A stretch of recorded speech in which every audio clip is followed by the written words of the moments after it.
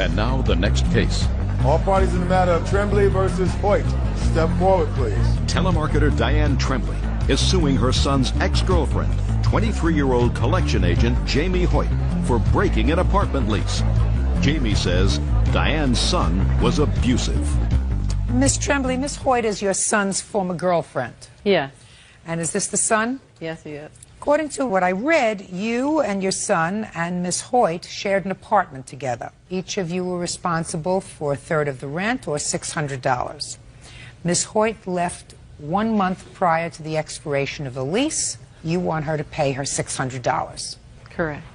And Miss Hoyt says that your son's behavior rendered it dangerous for her to live there, so she left.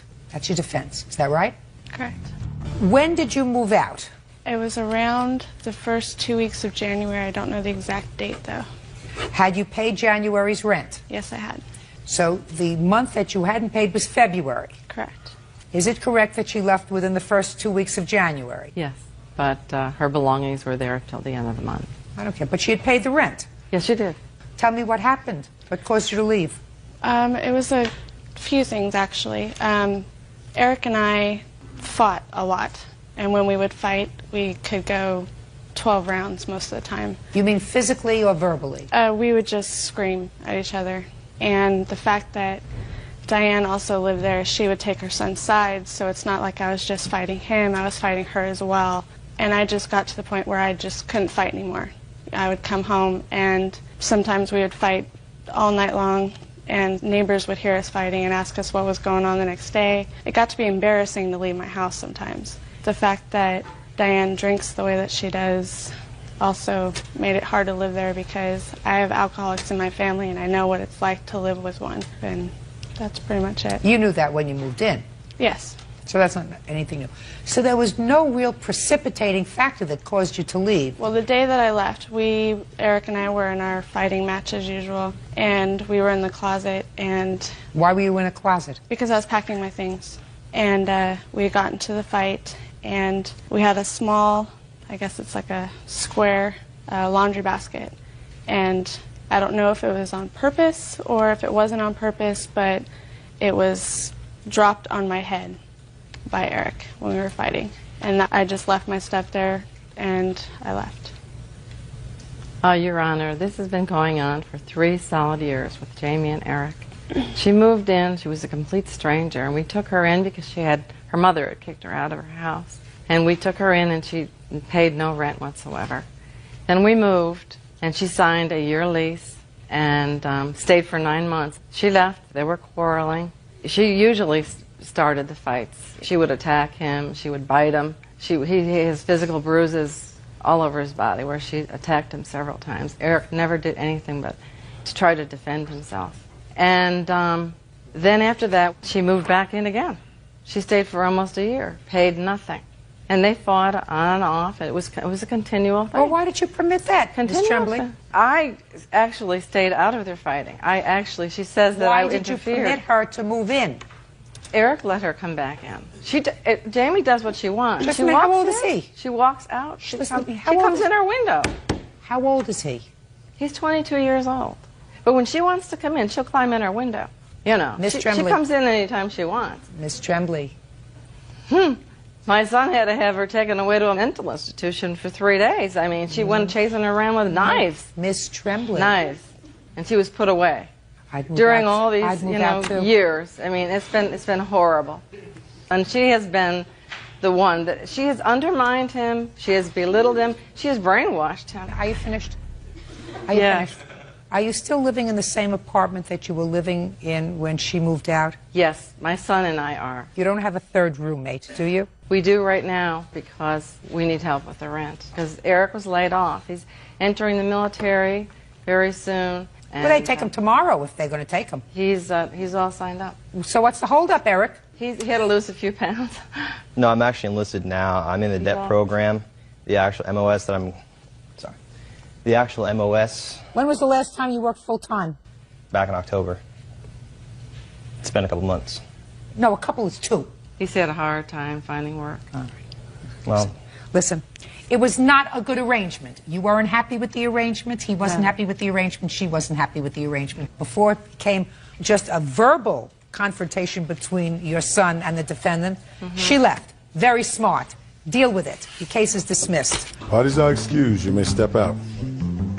I never climbed in and out of windows. Climbing in out of the windows, yes, she's done it whenever she's felt like it. When she's moved out and she wanted to come back in for something, some reason or other, it's all true. When you're in love, you know, you do whatever love tells you to do. She lies continually. She has stolen from us. His mom doesn't like me for no apparent reason. This is just going to be something that's going to be ongoing between them for the rest of our lives. At least just be friendly with each other. I see us having a good future together, just one without my mother. No need for name calling anymore and screaming matches. He's been brainwashed. 19-year-old escrow assistant Danielle Yankowski is suing her former landlord, contractor Rick Schaefer, for the return of her security deposit and sexual harassment.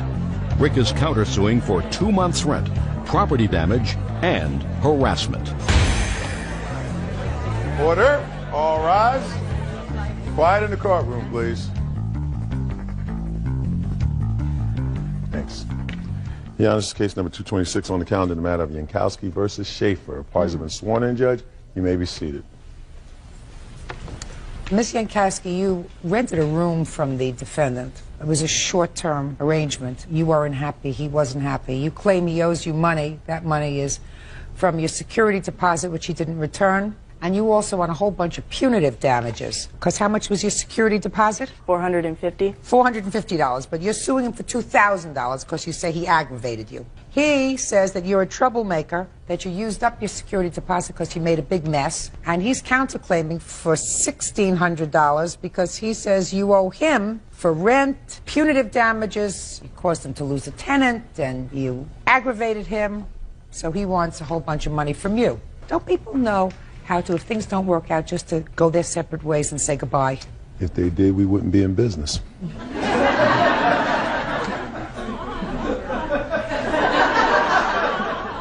When did you rent the room, Miss Yankowski? I moved in on June 8th. You found them through an ad in the paper, through... Through a rental service. You pay money, they give you a listing. How much was the security deposit? $450. Is that right so far? Yes, ma'am. And what was the rent for the room? The rent for the room was $450 plus utilities. How long did you stay? A month. And you paid for the month that you were there? Yes. During that time, he gave you a 30-day notice to leave? Yes. Is that right, sir? Yes. Okay. Why did you keep her security deposit? First of all, she caused some damages to my home. Tell me. After I gave her the 30 days notice, she was going around slamming cabinet doors that were just remodeled, and they bent. The cabinet doors bent? Yes. What kind of substance did you remodel them with? Wood. And she bent the wood? Mr. Schaefer. I can show you easier than I can tell you. And she also left water on the floor during her showers. Here's the cabinet door that she bent. And this is also, she was throwing away the silverware in the trash after I gave her notice.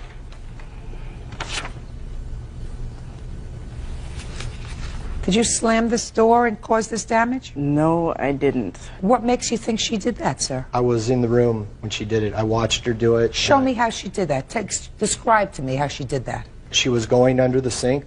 She took the door and slammed it. Yeah? That's what she did. And No, that's that doesn't happen as a result of slamming a door. No. What else? the damage to the floor and the wall in the bathroom. Let's take a look at that.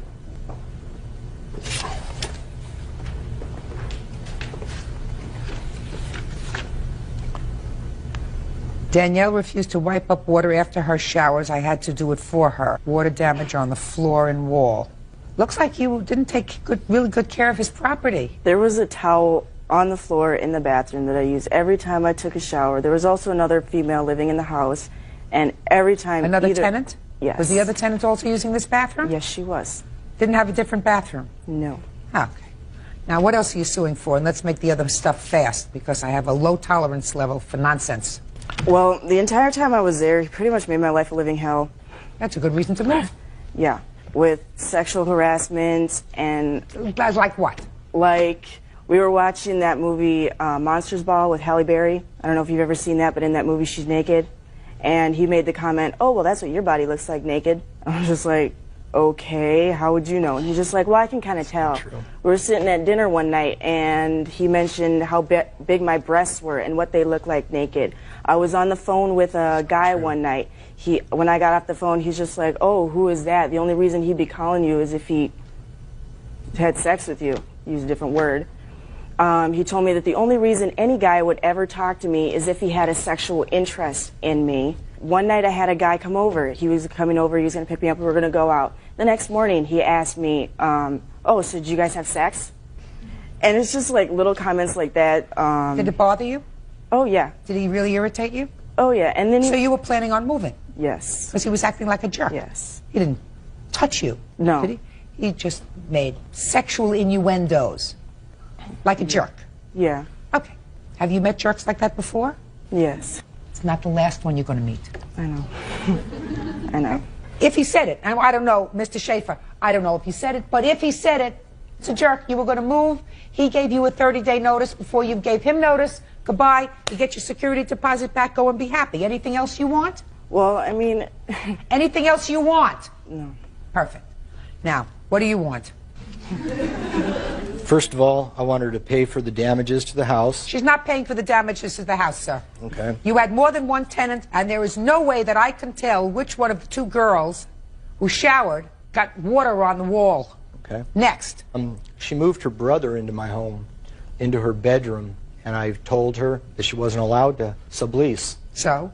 So she was having her brother live there, and he was going to my neighbors telling them that I was and slandering me.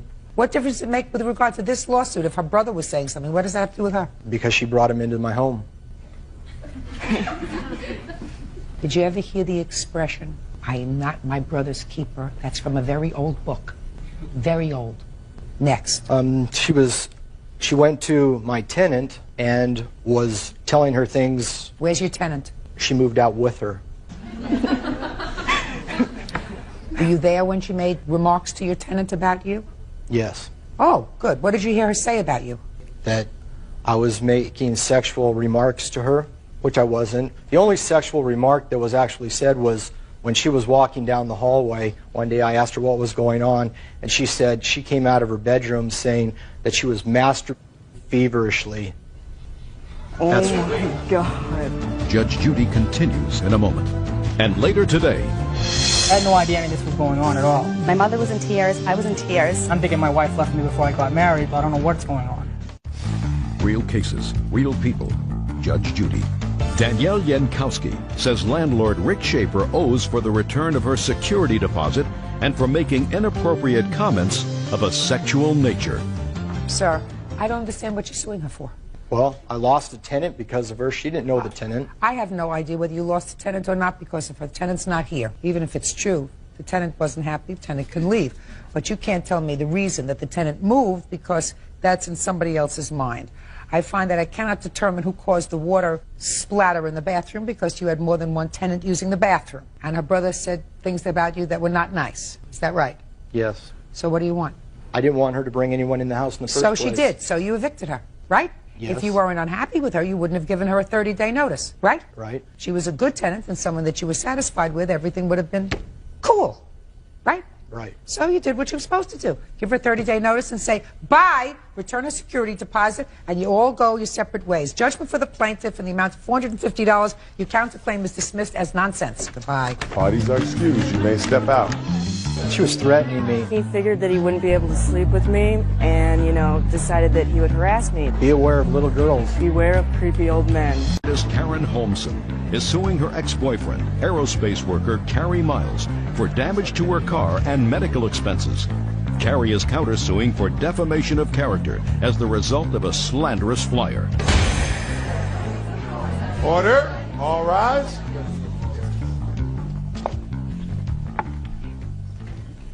Yeah, this is case number 235 on the calendar in the matter of Holmson versus Miles. Parties have been sworn in, Judge. You may be seated. Sir, have a seat, please. Ms. Holmson, your claim is twofold. First, you claim that the defendant, who you were dating for a period of time, damaged your car, and he did it on purpose. He keyed your car, and then he damaged your sunroof and other parts of the car because he was angry. Second part of your claim is that he had agreed to pay for some medical tests for you, And while he gave you some money towards the medical tests, that's what he said, the amount of money that he gave you was not sufficient. But he said, I only agreed to give her $200. Any other tests that she did were tests that she decided to do on her own. Is that right? Correct, Your Honor. You also, Mr. Miles, acknowledge that you did cause some damage to the car. But you say that you did pay for that damage, and you're going to prove that to me. Right? Correct. So, how long were you dating before you got into this argument with him? I met him on Valentine's Day, and he did the damage to the car when he keyed the car in April. April of what year? Of last year. So in April of 2001, he keyed your car? Yes. Tell me about that. Okay, we got in an argument due to, because we were dating, and a woman had called the home, my home. She said that she just got out of jail and that Steve had come to pick her up and she'd spent some time with him. So we got an argument over that, and I told him I didn't want to see him anymore, and he was drunk as usual. And he left, and I spoke with a neighbor. They said that they saw him. Don't tell me what a neighbor saw. Oh, I know. I personally didn't see it, but he laughed at me later to my face and said, ha, ha, ha. Okay? Later on, the woman had called, because he left when he was at work, he had left his cell phone at home, and I answered it.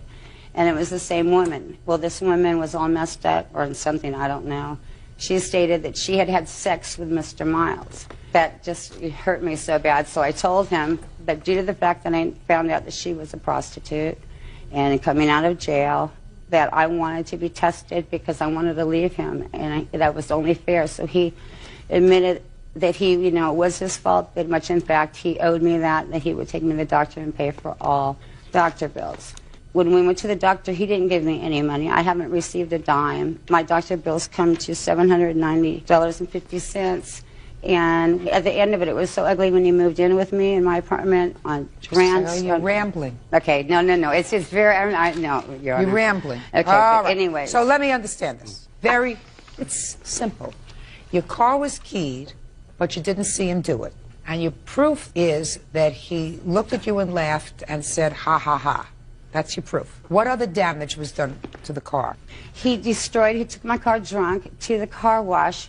He obviously had pushed a button in the middle console. When was this? I'd say middle May.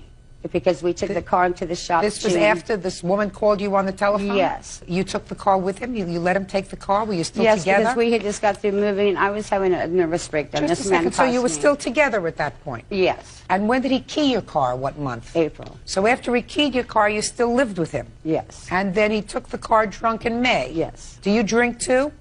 Occasionally, but I don't drink and drive. But you drink too? Occasionally. Yes. And you drink a little or a lot? On occasions, I do drink. How about today? No. How about today? No. What's the matter? Oh, no. What's the matter? Just listening. Okay. When did you go to the doctor? 6/12. And when had you received the telephone call from this woman? 2 weeks prior, because she said he had to get some money to take me to the doctor. Well, after he'd agreed to pay so much money, the lab reports came back, and that ended up costing so much more money that he was unaware of, so I sent him. And when did you finally separate? He wouldn't leave the home because it's a law that you have to serve somebody and give them 30 days to leave. So I had to leave my own home and go to Alaska, leaving him in charge of my home and my animals. He destroyed my home, didn't feed my animals, wouldn't let my maids in to clean it. Could you just tell me when you separated? We separated when I returned from Alaska, July 9th. And, Your Honor, you could see that I need a follow-up because something came back from saying that something was wrong with me, and due to the financial status that he left me in, I have been unable to return to the doctor to find out what is wrong with me. So I've lived with it for months, freaking out, thinking what is wrong, and I can't afford to go back because I'm a single mom. I just paid for my daughter's wedding and picking up his end of my rent. Let me explain something to you. If you think you have something wrong with you physically, you take care of that before you pay for your daughter's wedding. Don't talk stupid. Don't talk really stupid, because these tests are over a year old. I sent them to him. He refuses to pay me. I'm not talking about him refusing to pay you. I'm talking about if you think that there's something wrong with you physically. Your Honor, I don't have insurance and I don't have the money, and it's cost a ton. How much was your daughter's wedding? $3,000. You paid for that? You just told me? She's entitled to that, Your Honor. I had promised her that. That's great. That's great. But if you think there's something physiologically wrong with you, then you take care of that before you take care of anything else. That's why I'm anything. So don't be foolish. Don't be foolish. I mean, don't say stupid things to me, because if you say stupid things to me, it presupposes that I'm stupid. And I don't like people to think I'm stupid. Old, maybe. Stupid, never. Judge Judy continues in a moment. Don't care. This is proof, Your Honor. Don't care. This is why I came to you, because I know you're very fair. And I am very fair and very short-tempered. Real cases, real people. Judge Judy. Karen Holmson claims ex-boyfriend Carrie Miles owes for damage to her car and for the cost of blood tests after he had an affair with a prostitute. Carrie is countersuing for defamation of character. All right. Mr. Miles, I'm going to hear from you, sir. Let's start with the car. Okay, I did not key her car. Fine, let's talk about what you did to her car. Okay, I did take it to the car wash. When you were drunk? No, I wasn't drunk. What'd you take it to the car wash for, sir? Because she wanted it to be washed. Yeah. So I had it washed for her, brought it back, left it at her house. I took off, went back home. She calls me up about 3 or 4 days later and says that she was out driving and the sunroof come off and that I broke the sunroof. I can't prove that I did or I didn't. I took responsibility. I took it down to the Porsche dealer. I paid $800 to have it fixed, and that was the end of the car situation. I would never touch that car because of that. What about the medical test? I did agree to have an AIDS test. Stop playing with your papers. I can't hear him. And when it finally came to an end, yes, it was a very bad situation. So yeah, she sent a bill. I have one bill here for $558, and then now she's saying it's $800 and something. No, it was not. I agreed. I paid $200 at the clinic when we went there for the test. Yes, I did agree for that. I did pay that, and that was that. Would you ask him if this is his signature, please?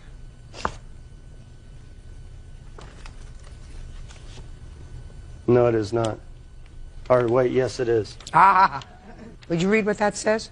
It says, I, Carrie Stephen Miles, will pay Corinne $350 on Friday 18th and $25 and take you to the doctor on Tuesday the 22nd. So did you give her $350? Yes, I did. Show me. I don't have a receipt for it, Your Honor. Well, show me a check. I don't have a check for it. So? Is this the note that he signed for you? Yes, Your Honor. There's also another one stating that he would pay for all of the car and all of the lab. Well, I don't have a note for that. Is that okay that I reach in here now that he's not? Now you have. Now you okay, can do that. thank you very much. Here's this, and here's also. Oh, okay. Here also is for the car damages. Would she like to see that?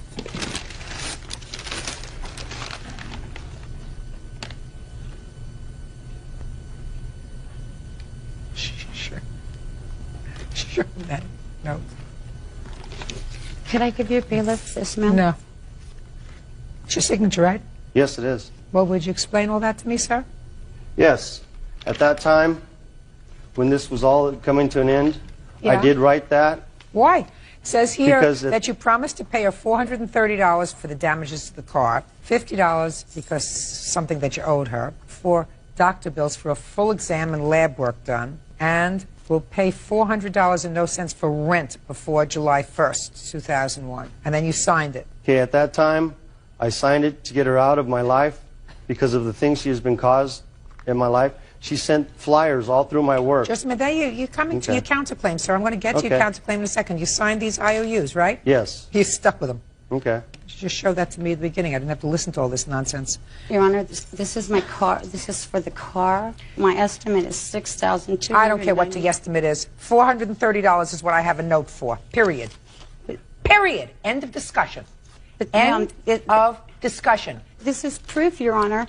If you would read this further, because they fixed the car, they sent it back. It was malfunctioning. They did further research on it. They saw that he smashed it, so they had to get a whole new sunroof. And here's all the repeats. It's all in the. Don't care. Don't care. This is what. It's my life and my car. Then you should have pursued your remedy sooner. This is what you have a note for. This is why I came to you, because I know you're very fair. And I am very fair like and very short-tempered. Now, let's get to your counterclaim. Your counterclaim says that because she was very angry with you, put some flyers up around town that caused you a great deal of stress and discomfort. Yes, Your Honor. Do you have one of those flyers? Yes, I do. I'd like to take a look at it. Listen, there's not quiet. And I also have a witness that was present at my work when they were put all through my work at a bar that I was at. Just a second. Now, this is a very, very nasty flyer. Did you do this flyer? No, I did not, Your Honor. Well, it is certainly nasty. I bet he did it himself. What? He probably did it for himself. Why would you say that? Have you seen them? I don't know. Because he's already told me that I did this and that, and I haven't. Listen to me. I'm asking you a question. Did you or did you not? No, I did not. Put up a flyer of him? No, I did not. Okay. You have a witness that you say saw her put this flyer around? No, that's seen the flyers at my work. I didn't see her. Didn't see her, no. It was done early morning when we were all inside working. What proof do you have, sir, that she did it? I have a letter that matches her handwriting there, and I also have, I know where that picture came from that she cut out and put on those. That picture was taken when we were out to dinner one night at a photo booth right by the restaurant we went to. And then she pasted my face onto those.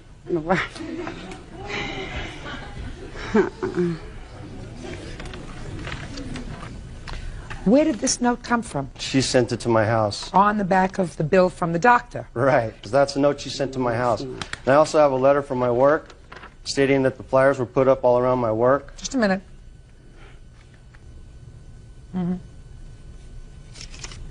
You put these up. No, I did not, ma'am. You sure you did? No, I did not. I think you did. I know that I didn't. I think you did. Your Honor, I also have a letter from my work stating that they were posted all throughout my job. Let me see it. No, I think you did. Could I look at could I look at what I supposedly did, Your Honor, please? Sure can.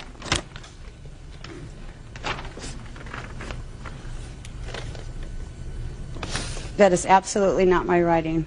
That is absolutely not my writing. Well, what about the benefit of a doubt? Just a second. What about the letter? Is that your writing? Oh, the letter is most definitely my It's the writing. same writing. No, it is not. Can I please have that back? That is not, and I did not do that. The police called me up, and I was at home sleeping. I got a phone call from the Garden Grove Police Department in the morning, woke me up. Okay.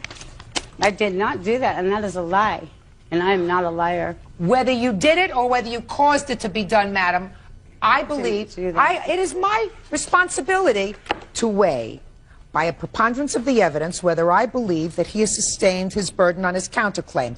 I believe that he has. That is not my writing, and if you want to see me, that is not my writing. Your Honor. Go ahead. I also have a witness. He's a fellow co-worker that was a witness that I had dropped my keys into the ocean. She had a set of my keys and would not give them back until I gave her money.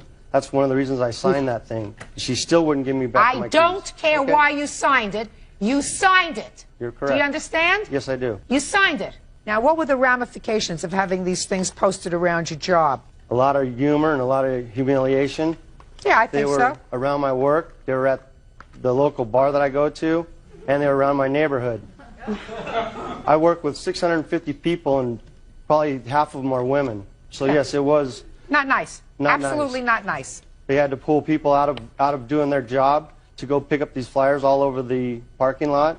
Yeah, I almost lost my job. They were wondering what was going to happen next. They called me up to the front office, wondering should they get a security guard? Listen. What's up next? Okay. You were in a relationship with this lady. It's clear to me you didn't do the right thing. For 3 months, yes, I was. You were in a relationship and didn't do the right thing. Right. Right? Correct. So there were certain things that could happen to you as a result of that. Right? You made her really, really mad. Do you understand? Yes, I do. Really angry. As a result of that being really angry, she retaliated and did this. She's going to pay for that because as far as I'm concerned, I would have awarded her almost $1,800 on her claim. She's going to get nothing on her claim. She's going to get nothing on her claim because if the situation were reversed and you put these signs up around about her, and just because you're a guy and she's the gal doesn't mean that it's any less obnoxious, any less defamatory, any less vulgar. Yes, you did. Judgment on the counterclaim in the amount of $2,500. Look at me, please check the numbers. These are my handwriting and figures. Look at how different they are. Look at that is my letter, but posters. Not these are my figures. There is a phone number on there. Do they match my writing of the totals here? So, ma'am, please look at this because this is wrong. Sure. And I will. swear to Listen. God, My mind is open. I did not do that. I would not do that. My mind is open. No, I have children and grandchildren, Your Honor, and I would not put that up. No way. No way. There's children that would have seen that. That is not right, and I swear to God I did not do that. I swear to God I did not do that, and they're not even close. I know that's not my writing. All right. You have opportunity and inclination. You also have a picture of him. You also had a motive to do it because you were really, really angry. It's not my writing, and that is my writing. That picture, I don't even know. I didn't even really look at the picture. I was looking at the handwriting. Take a look at the picture. And I don't even have a picture of him because he took them all and ripped them all up. He is the one that had the picture. And if I wouldn't know better, he took the thing because that is not my writing. I mean, I wish you would call somebody in here to see the signatures because the numbers, I swear, if you look at mine on it says grand total, do you see the number? They're not I even see the close I to see that. what I see the grand total. It's not the same, and it's not fair because I didn't do that. Listen to me. You may not be satisfied. I'm satisfied. Well, can't you see for your own eyes that it doesn't match? They don't match. It's not my writing. Your problem it's is not my writing. Madam, I'm telling you, I believe that you were so angry for a very good reason that you put up these flyers, and whether you wrote it or whether you had a friend write it or somebody else wrote it, this is what you did. And I'm looking, I'm reading. Do you want me to read what you wrote on this? To say that I did Do you want me to read what you wrote on this? Is that scandalous? I think he had those made just to do what he's doing right now. That's what I believe. Don't make this uglier than you. But I didn't do it. I Live didn't with you. do it. No, this is what you wrote. Oh, I wrote that, Your Honor. Oh, yeah, well, that's what I'm reading, madam. Upset? Are you out of your mind? Yes, I'm upset. But I would never go to the fire department. I never did that. I swear to God. I believe you did.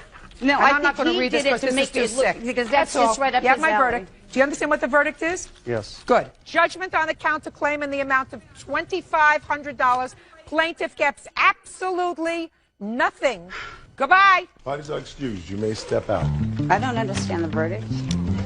I think that she needs a new pair of glasses. I'm happy with the judgment. I think it was fair and just. I think that she accused me of something I know without a benefit of a doubt I did not do. I'd do anything to get out of this relationship. I think it's out of control. I never lived with her, for one thing. It's absurd. She needs money. Look at all the things that he had done to me. He had to do something because he knew he owed me that money. For the nightmare I went through, that was nothing. I don't care about this man, but I do care about the bills he left with me and the financial status and all the pain and suffering and the lies and the car damage and everything. Not getting my keys back, having my car all rekeyed. Of course he would make those flyers. They'd be right up his alley, pornographic things like that. No, I didn't. I have proof from my work, bars. I mean, there's 1,000 people that seen that flyer. The doctor bills I still have to return. And you know what? He still owes me for all of that because he went out with a prostitute. That's why. That's what kind of punk he is. Don't break the law. School bus driver Sharon Garcia is suing her daughter, maid Angela Terrell, for unpaid loans. Angela is countersuing for the return of her belongings. Order. All rise. Quiet in the courtroom, please.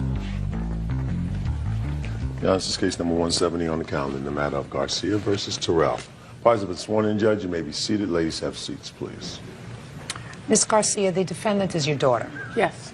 Without going into too much history, there did come a time when, according to you, and I believe that your daughter acknowledges that you loaned her some money for two things. First, for a sofa that she wanted. Yes. And then a car loan. Then there came a time when your daughter was having some difficulty. She moved in with you. Correct. Is that right? With her children. Yes. And she put a lot of her stuff in a storage unit that was in your name. That's correct. That's her counterclaim. Her counterclaim is that you locked the storage unit and she can't get her property. Right? Yes. How long did you live with your mother? From October 2001 to February 2nd, 2002. And when did she lend you the money for the couch? March 2001. How much did she lend you at that time? I believe it came to $26 and some odd dollars, $2,600. When you moved in with her, what happened to the couch? Well, when I got laid off and moved out of my apartment, she got a U-Haul, she got a storage unit. We moved everything to that storage unit. Where is the couch now? From what I've heard last, that she has moved it out of the storage unit and moved it into her house. Where's the couch now? In my basement. Did you make any payments on the couch? No. None? None. we had an agreement that when I got my income taxes back, because I had a whole year to pay on it, I had till April 2002 to pay for it, that I would give her the money for it. You don't need the couch, do you? No. So you're perfectly happy to return the couch to her if she pays the money? Correct. That's fine. That takes care of the couch. Now what about the car?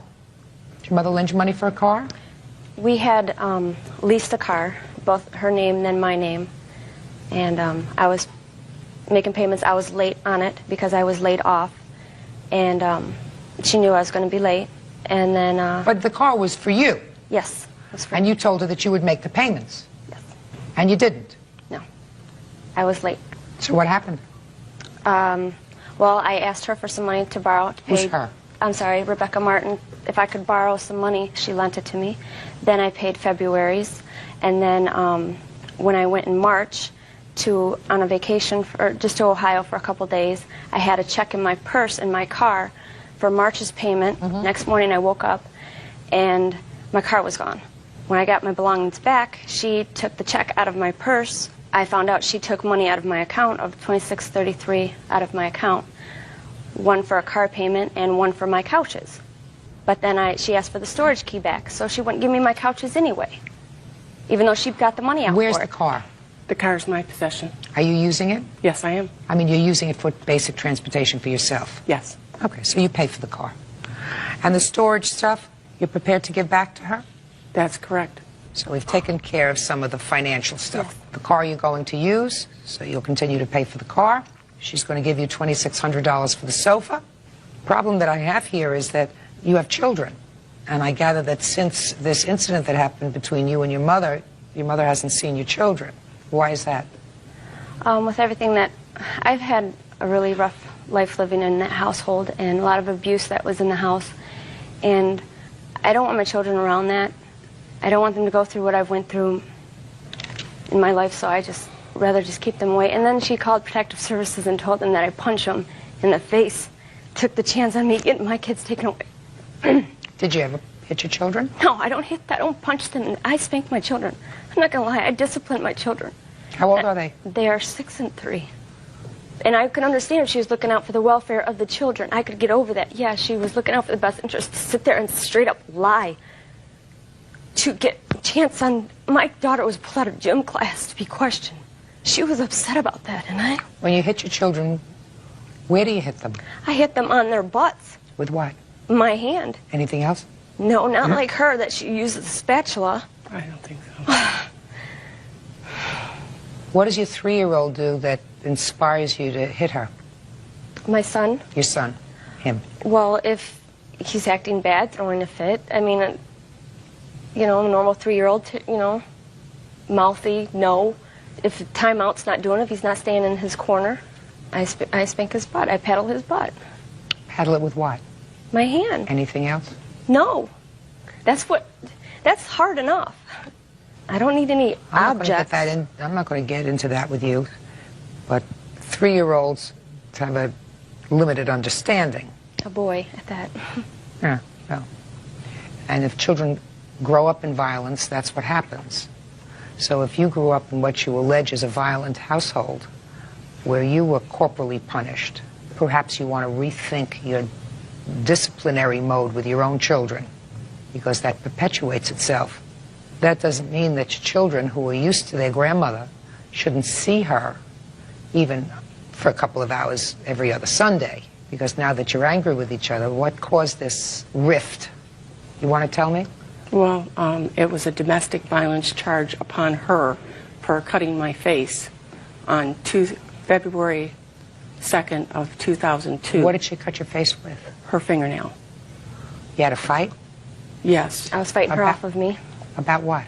She put my grandson in allowed him to go to her ex-boyfriend's his father house, who she said that she would not allow him to go over there because in 2000 he took my grandson away from her and wouldn't give him back, was trying to sue her for custody. And she called me up crying, wanting me to help her get my grandson out of the home. So I went over there with her and got the child out of the home with the police, and she said that she would never let him have his see his son again. Well, as time went by, she forgave him, and she allowed him to see him, but she said she wouldn't leave him alone with him because of all that he has put her through. She didn't want him to see that. So in 2000 of this year, 2002, February 2nd, she let him go over there because we were all sick in the home. I had bronchitis, she was sick, and my grandson was sick, and she wanted to get some sleep. So she let him go over there without her supervision. And I said, I thought you weren't going to allow him to go over there. And we got into an argument, and then she went into a rage, and she cut my face. Judge Judy continues in a moment. They want to see her. They send her letters. They write her letters. And I want I've that. never received any letters. She goes off. Listen, don't fight. Trying to make it better. And later today, there was no necessarily written contracts or anything of that. Get to what she owes you money for, sir. I already got that part of the story. I finished with that. What does she owe you money for? What do you think? I don't remember my question? I'm not that old. real cases, real people. Judge Judy. Sharon Garcia says her daughter, Angela Terrell, owes for several unpaid loans. Angela says her mother won't return her belongings. You think it's a smart idea not to let your children see their grandmother? With her husband in the house, yes. What do you mean with her husband? You think it's okay with her husband? I don't want my children around her husband, really. I mean, I'm not really too worried about her. I mean, as long as she doesn't hit him with spatulas or cutting boards What or if she whatever. just sees him in the park? Yeah, that's fine. It's supervised visitations is Why fine. don't you just see him in the park? It's just, she was part of their lives. I understand, and my kids miss her terribly. And I hate it, but... Not for you or not for her. I know. But really For the children, I know. They want to see her. They send her letters. They write her letters. And I want I've not that. received any letters. Well, isn't there a park where you could meet? Yes. But with, we have a no contact order, and we have a no, I can't have any negative contact with her. And the way she goes off, just talking, I mean, isn't there somebody else that you could arrange? And I can't fashion such an order. And then you can only do that between But I yourselves. still can't have negative contact. Listen, don't fight. Okay. Trying to make it better. I can't fashion that order. That's not currently before me. But isn't there someone else? I don't know who this lady is. Her neighbor's a sheriff for Oakland County. Somebody else who could just pick up the supervise? kids, Yes. go to the park, let her spend a couple of hours with the kids, a couple of times a month on a Sunday. Can't you arrange that? Yeah. Be a good mother. I'm trying. Okay? Be a good mother, because listen, I mean, it's sort of classic. You're not an unintelligent young woman, but it's really sort of classic. You say you were raised in a house where there was physical abuse, and then you corporally punish your own children, okay? That perpetuates itself from one generation to another. I don't want it no more. So the children need the widest possible community of people that they're familiar with. And good, bad, or indifferent, they're familiar with their grandmother. They lived with her. She's taken care of them at various times, I'm sure. And so now they've been cut off. It's not a good thing for their overall development. So be a good mother. See if you can work something out so that the kids can see their grandmother. Reasonable? Was it supervised? Reasonable? Yes. Okay. And your mother wouldn't mind that as long as she can see them, because it's not really for her, it's for the children. Correct. Okay. So, all the property, all of your property is going to be returned within 5 days. You owe your mother $2,600 for the couch because you're going to get it back. So the judgment is for the plaintiff. That's all. Parties are excused. You may step out. I did not abuse my daughter. She was not brought up in an abusive home. It's hurting my children. She's trying to hurt me, and it's hurting my children. I did everything out of love to help her out. Every time I'm with her or around her, I've been brought pain. 20-year-old receptionist Adriana Arias is suing former friend, 22-year-old chef Nicholas Arrieta, for stealing money from her bank account. Order. All rise.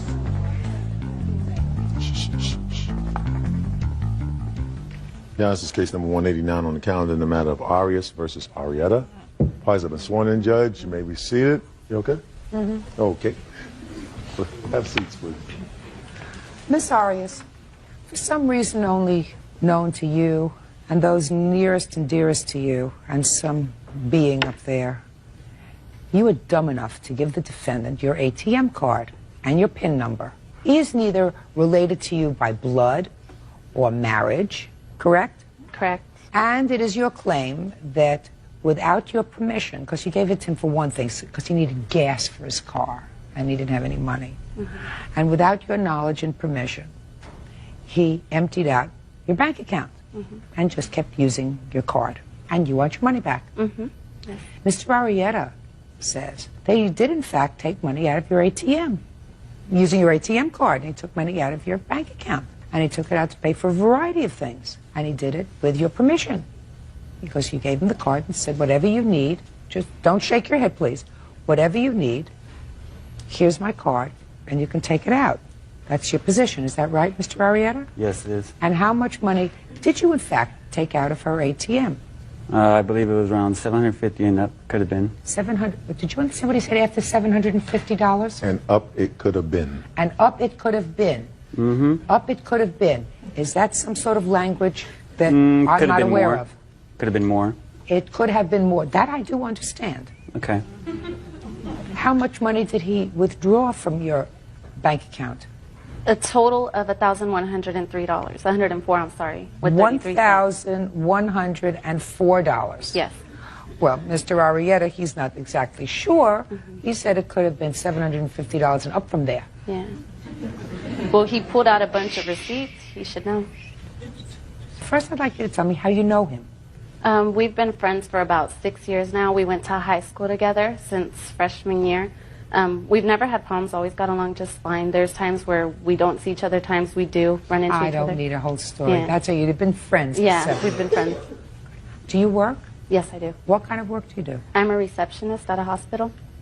How long have you been employed as a receptionist at a hospital? For about 10 months now. And you have a responsible job? Yeah. You go to work every day? Sure. And you take your paycheck and you pay your bills? Yes. Put your money in your account? You went to the bank and opened up a checking account? Is that right? Yes. And they gave you a secret PIN number? And they were very careful when they gave you a secret PIN number. You know, they made you go like this. Yeah. You know, so that the lady who was, or man who was giving you the PIN number, they couldn't see what you were doing. Yeah. Now tell me why you were dumb enough to give Mr. Arrieta your ATM card and your PIN number? Basically, Not basically. Tell me exactly. The reason why. Yes. The reason why is because he had called saying that, you know, he and my sister here had a previous relationship where she had a kid out of the relationship and a paternity test was never done. Now, he won a settlement. He was in an accident a while ago. He won a settlement and he called on the 19th saying, I have the money now. I want to pay for this, you know, the blood test to get done, the paternity test. So when he called, he didn't have the money. He had to go pick it up at his lawyer's office. And when he called me, it's because he needed the money to put gas in his car to get there, which was out of town. So he came over to your house? No, I was at work. But he came to my house because he had previously tried to borrow my sister's credit card. And did you tell him when you want him to return the car? I told him to return it that same evening when I got out of work, which he agreed because he was going to come by. All right, Mr. Arrieta, now I'd like to hear your version of the events, sir. Well, I've known the defendant I want you to. I've known the defendant for several years, as she explained. I did have relations with her sister. It wasn't I'm not interested about her sister and your relations with her sister.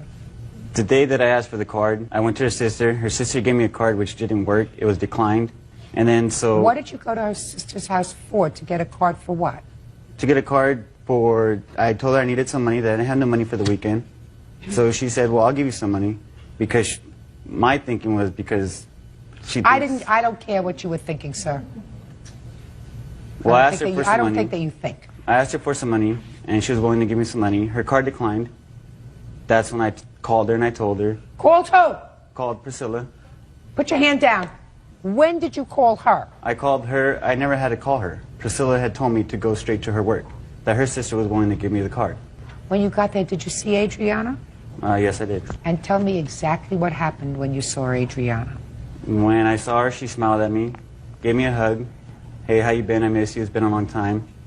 Spoke for a little bit about things, and then... No, tell me what you spoke about. We spoke about her nephew, which she claims to be my son. No, what did you say and what did you say? I said hello. She said hello back. And that was basically... I want you to think hard. For the card? No, think hard. Think hard. You said hi, she said hi, gave you a big hug, and then she said what? She didn't say nothing. I asked her how her job was going. And she said? She said it was going great. She works at the eye doctor. And then you said? I came over here to get the card that your sister told me to get because hers declined. She gave me her card and her PIN number. Mm-hmm. And then where did you go? Immediately after that, I went to go get repairs for my truck. Went to get a cell phone. What are you, an idiot? Are you stupid? No. What? No. Do you come from a long line of idiots? No, I didn't. What? No. What kind of work do you do? Me? I don't work. Me. I'm a chef. Me. Me?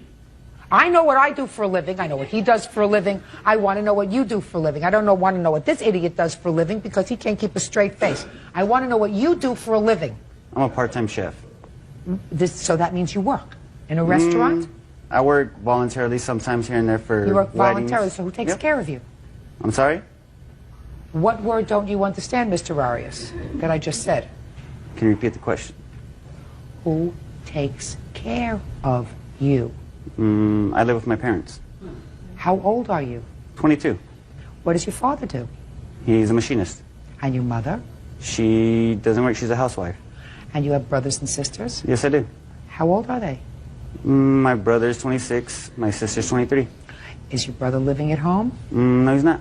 What does mean? Are you thinking of the answers? Yeah, because sometimes he tries to... Try not to think of the answers. Try just to tell the truth. Yes, he does. Good. He lives out of the house. Yes. And your sister? She also lives out of the house. Lives out of the house. She's 23. Correct. 23. All right. And is she married? No. Is she working? Yes. What kind of work does she do? She works as a receptionist for a doctor. And how long has she been living out of the house? 6 years. And your other brother? How long has he been living out of the house? 4 years. So the only one that can't get their act together is you? Yes. Judge Judy continues in a moment. Why you would want to tie yourself to this idiot for forever by forcing him to have a paternity test, I will never, never know whether he is the father, whether he's not the father. The guy's a jerk. And later today... Where's the phone? We don't have it anymore. She said that we were not going to get the phone back, that she got to the phone before we did, and that he's dead. Real cases, real people. Judge Judy. Adriana Arias says former friend Nicholas Arrieta used her ATM card to steal from her account. Nicholas says he had permission to take the money. Now, you take from your parents. You consider that their responsibility to support you. Is that right? No, that's not the way I feel. Well, then why do you continue to take from them? I don't take from them. Of course you do. No. Do you pay for the electricity in the house? If I have money, I will pay for it. How do you have money if you don't work? Is not an answer. Part-time. Part-time what? When I do part-time chef, when I do cooking, sometimes when for was weddings. When was the last time you did part-time 2 weeks work? ago. For whom? For a friend. Friend's name, telephone number. George. George what? And what kind of cooking did you do for George? What is his phone number? Should I give you the whole food meal, the course of what I cooked? What kind of work did you do for him? At a I restaurant? cooked. No, I Where? cooked. At his home. Oh, you went to his house? Yep. Why you would want him declared the father of a goldfish, I haven't a clue. I haven't a clue. My son's 4 now, so it was a long time ago. Yeah, but why you would want to tie yourself to this idiot for forever by forcing him to have a paternity test, I will never, never know whether he is the father, whether he's not the father. As far as I'm concerned, you made a mistake. Write it off. Write it off. The guy's a jerk. However, he's a jerk that owes your sister $1,104. Judgment to the plaintiff, that's all. Parties are excused. You may step out. I called him and, I'll call you back, never called back, so I kind of figured something was up. It was a gift, so why should I pay her back? He's basically worthless. He has nothing going for himself, and he brought this upon himself. And now the next case. All parties in the matter of Sharon versus Johnston. Step forward, please. 18-year-old student Courtney Sharon is suing her former co-worker, 25-year-old animal hospital manager Felicia Johnston, for destroying her homecoming gown. Ms. Sharon, according to your complaint, you loaned the defendant a dress. It was a formal dress that you had worn to your homecoming party or something, some other such thing. And she returned it eventually ruined. You want her to pay $500. Is that right? Yes, ma'am. I returned And I didn't ask anything yet. And Ms. Johnston, is your claim that you believe that she didn't want the dress back when she ultimately said she wanted it back, you put it in a bag, and you gave it back to her? Yes, ma'am. Okay. When did you lend her the dress? Under what circumstances did you lend her the dress, and when did you ask for it back? I lent her the dress. It was around August of 2001 when she was hired at the clinic, and she was my boss. Talgie Road Veterinary Clinic. It's a member of the Pet's Choice Company. They have So she was hired at the same place that you were working? Yes. How come she asked you for a dress? Tell me There when. was a Pet's Choice event that she needed a formal gown for, and of the people who worked at the clinic, I was most close to her size, I guess. Where were you when she asked? I mean, we were at alone? work. So were you? I know you have a fixed agenda. Listen to me. Did she come to you individually and ask you for a dress, or did she say to a group of people, anybody have a dress I can borrow? It was in a group setting, but she asked me specifically. And you said? I said, as long as you return it dry cleaned in the condition that I loaned it to you, which didn't seem like it would be that difficult to do, then I don't mind. Fine. You know, I really didn't want to, but she's my boss, so. How many times had you worn it? I had worn it once for about 3 hours, and it had been dry cleaned afterwards and kept in a cedar closet, wrapped Is that up. the way you gave it to the defendant? Yes. I have photographs of the dress, you know, what it looked like when I loaned it to you. And when did you first ask for it back? About 2 weeks after she wore it, and she said that it was at the dry cleaners, which I assumed to be a pretty logical explanation to where the dress was. Okay, good. And so you asked for it 2 weeks later, and then again? Again, about a month later, and then 2 months later, and 3 months later. And in the meantime, she started to sabotage my job, and I quit. And at that point, I really got after her about getting it back, and she kept saying it was at the dry cleaners. She wasn't real specific. Let me see the dress. If you look at the bottom hem, she pulled it down and then tried to hot glue it back together, and the lining is ripped. Would you hand this back to the plaintiff and ask her to point out on the dress where it's ruined? Thank you. There's little rips and tears in the fabric, but the thing No, I want you to show me exactly where. Okay. The big thing that you're talking about is what? If you look at the bottom hem, it's totally seared off right here, and it's been let go. There's a big rip right there, and the hem has been let down and then tried to reattach with hot glue. She's shorter than you are. I don't know why she would do this. Listen to me. She put a hem on your dress. Yes, with hot glue. And also, there's these huge, huge rips in the lining. Well, she did that because she couldn't shorten the dress without cutting the lining. Yeah, and right? then there's a big old rip right here. I can't hem. I can't sew. Apparently I have not, no because creative. she used hot glue to hem. I'm not speaking to you. Yeah. I have no creative bone in my body. I didn't hem it. I wear big heels. Just a second. Okay. Clearly, the dress was, somebody attempted to make the dress shorter.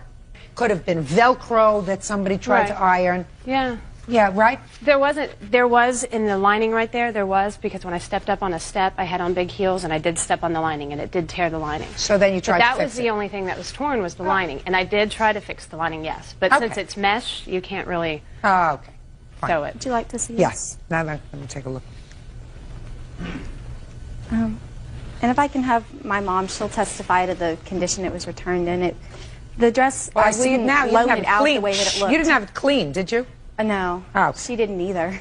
Oh, I see what happened. Your heel went through the dress. Right. It's happened to me. If she would have I just was wearing my own fessed up, dress. it would have been okay. Short. Okay. Here you go. Thank you. Give it back to her. Okay. How did she return it to you? It was wadded up in a plastic grocery bag, and it wasn't handed to me. It was thrown at me by Sandy. Okay. And she told me she didn't want to hear anything else about the damn dress. This is Sandy. And it was given to you in a shopping bag, grocery bag. Right. Okay, Ms. Johnson, I'll hear from you. Basically, I was invited to a play that we had to do for work.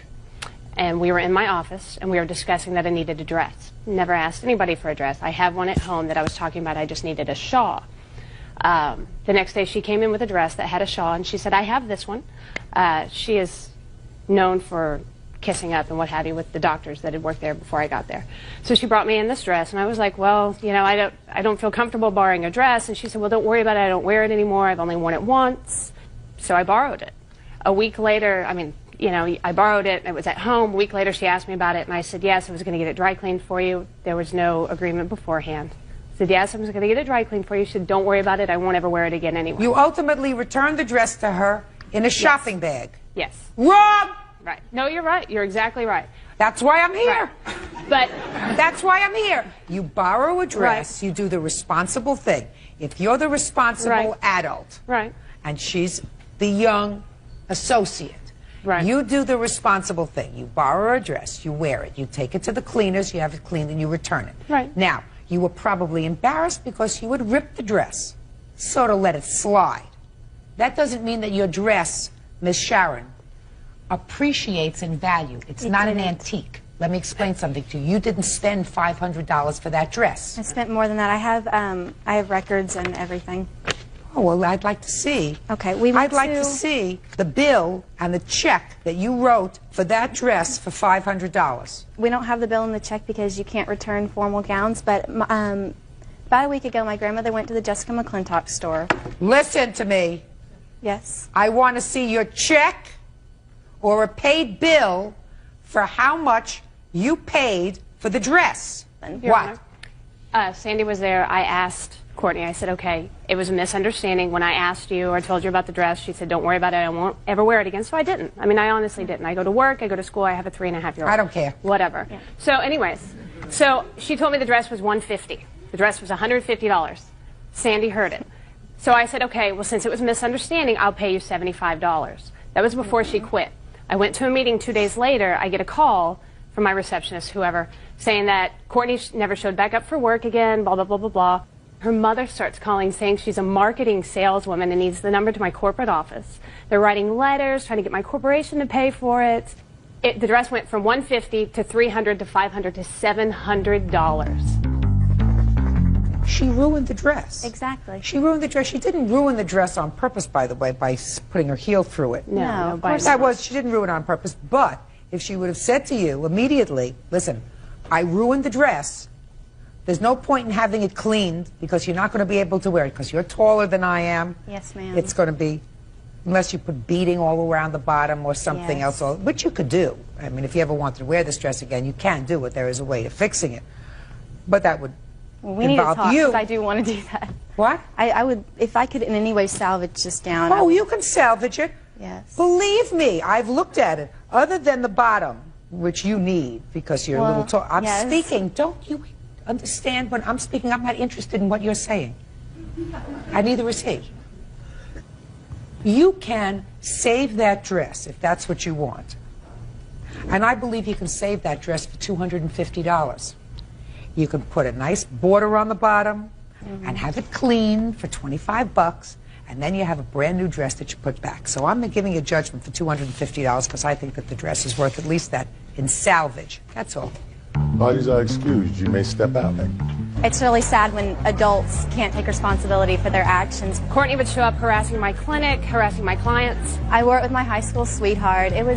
It had a lot of special meaning to me. She says she was with her high school sweetheart and she's had more than I can count. She started to blackmail me. She started writing bad letters about me to the company and bad-mouthing me to the other employees. She quit working for me because she wanted to be a beer tub girl at a club, and she was doing ecstasy and drinking on the side as well. I guess now I'm going to have to be more suspicious of people, whether they seem to be responsible adults or not, because sometimes they aren't. And now the next case. All parties in the matter of Higgs versus Culpepper. Step forward, please. 20-year-old college student Jennifer Higgs is suing former roommate, 18-year-old student Chantel Culpepper, for destroying her personal property. Chantal denies the charges. Ms. Higgs, you and the defendant had been college roommates. Is that right? There were 3 girls in your suite? No, there were 4. According to your complaint, you had the defendant and at least one of the other gals moved out of the suite because you believed that one or both of them were involved in stealing some of your property. Yes. That's not what the lawsuit is about. The lawsuit is about some property of yours that was later vandalized. Yes. And you believe that the defendant was responsible for that. And there were 4 girls in the room. Well, it was more like an apartment with 3 bedrooms. I had a single bedroom with myself. Chantal shared a room with Jasmine, and then there was another roommate named Michelle, who had her own room. Now, there came a time when you found some of your items missing and then later found your ATM card missing. And when you subsequently went to check, there was some $1,400 missing. Yes. Now, what made you think that the defendant and or this other young lady were involved in taking your credit card? Because that occurred during February of this year. In January, our other roommate, Michelle, had moved out. So basically, it was myself, Chantal, and Jasmine who were in the apartment. And you made a report of that? Yes. To whom? Report. To the campus police. What happened as a result of that? The bank took a while to get back to the detective, and they only keep the video for about a month. And by the time the bank got back to the detective, the tape was already erased. Well, since there was really no proof that they had taken your credit card, tell me on what authority you believe they were in fact evicted from the apartment. Well, basically we weren't getting along. Other things became stolen. Shower products were being used. My food was constantly being eaten. Okay. So they left. Now what kind of damage was done to your things in the apartment? The new handle was broken off of my bedroom door. It had been locked when I left.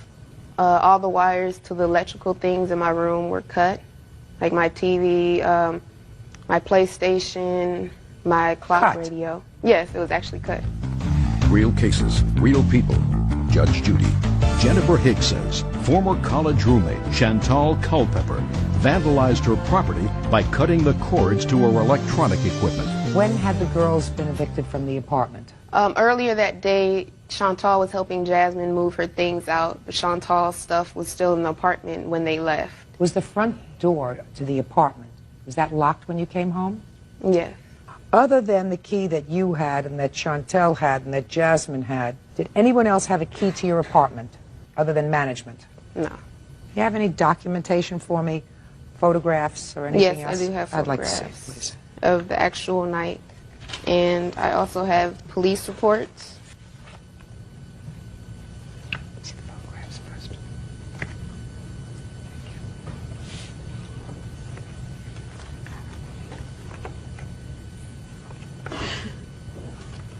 Okay, Ms. Culpepper, now I'll hear you. All right. First of all, we was friends, we was cool, we threw her a birthday party, you know, went out, hung out, everything. We didn't find out about the credit card until housing told us that Jennifer had been going about writing down reports and everything, and we thinking that we was cool, you know what I'm saying? We were just friends. Let's get to the day that her property came up vandalized. We wasn't under the impression that her property was vandalized because we had moved, Jasmine had helped me move out later on that night because we was already being kicked out of the apartment due to her saying that we was wasn't getting along. Are you living together, the two of you? No. You still friends? Yes. Have you remained friends? Yes. Mm-hmm. One of the two of you cut the wires in her room. No, we did not. Yes, you did. Oh, yes, you did. You were angry. About what? About what? About being evicted from the apartment. 3 keys. My wire was cut 3 too. keys. I don't believe that she cut the wires on her own property and broke down her door. The police report indicates that the front door to the apartment, which was opened with a key, was not damaged. The only door lock that was damaged was the door to her room. The only people that were angry about the situation, as you've just described, you thought everything was cool, everything was wonderful, and all of a sudden you're evicted, were the two of you. The problem is, she doesn't know which one of you did it, or which one of your boyfriends did it, or whoever was helping you move did it. She doesn't know that. But it's clear to me that one of the two of you know who did it. No question in my mind, madam. Okay. But like I Good. said, we was moving out that night. Nothing was wrong with the apartment when we left. So you mean somebody else just went in there? No, she has the window onto the balcony. Anybody could have broke in there. She could have came in there. Let me tell you why nobody We don't did know. that, except the two of you. Because if they came in to steal something, they would have come in and taken the property. They didn't take it. All they did was vandalize it so she couldn't use it. Now that's done by somebody who doesn't like her. Do we understand each other? No, I'm sorry, I don't. Well then, what year in college are you? I'm a freshman, going on to my Well, maybe sophomore. you'll understand when you're a junior.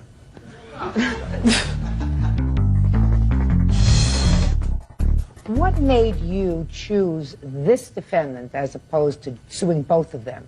Because with the front door, it actually records whose key was used. Oh, and what time they used it? Yes, I have a report from school, and it shows the times that she entered it.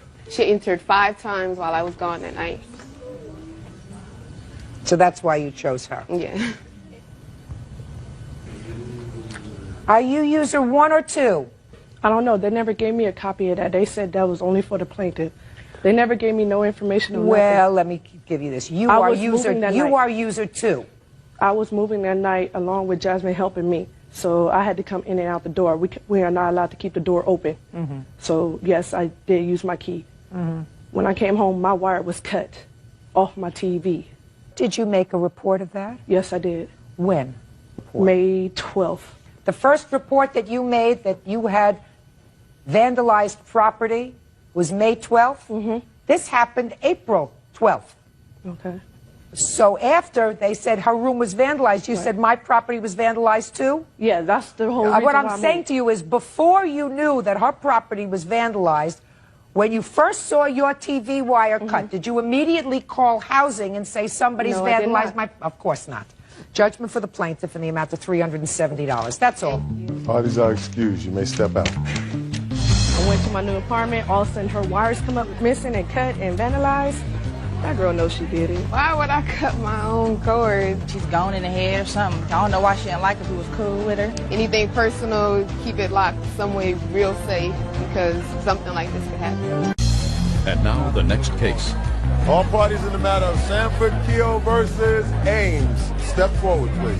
Parquet Joanne Sanford Keogh is suing her former friend, 25-year-old transportation worker Kenneth Ames, for an unpaid loan for bail. Joanne claims she bailed Kenneth out of jail when he was arrested after a high-speed chase. Ms. Keogh, the defendant was a friend of the family, and you claim that he owes you $1,500 for bail. That's correct. He seems to say, I don't know what she's talking about. Right? Correct. So we're going to find out. How do you know him? I know Kenneth through my husband. My husband introduced me to Kenneth maybe about 6, 7 years ago. And since then, we've been doing favors for Kenneth for I don't know how long. On March 4th, 2001, I got a phone call from the jail saying he needed to be bailed out. It was Kenneth. And I told him then, I said, I don't have any money. I said, so I can't bail you out. He goes, oh, well, I have the money. So as soon as you bail me out, I'll write a promissory note to the bondman that I'll pay. I said, well, okay, you get that together with them, and then you call me back. In the meantime, I got 4 other phone calls from the bail bond saying, okay, it's been arranged, the third party's paid the money, all we need is the signature. So I talked to Kenneth again on the phone after that, and I tell him again, I said, Kenneth, are you sure you're going to be able to pay? I said, because I don't have any money and I'm not going to be able to pay this. Oh yeah, I can pay. You know I have your rent money, I have the car money, so forth and so on. This is what he was saying. So I signed for him. So you guaranteed his bail? Yeah. You didn't actually put out any money? No. But you signed as a guarantor? Right. Let me see the paperwork. I'll get to you in a minute, Kenneth. Real cases, real people. Judge Judy. Joanne Sanford Keogh is suing her former friend, Kenneth Ames, for an unpaid loan for bail. Joanne claims she bailed Kenneth out of jail when he was arrested after a high-speed chase.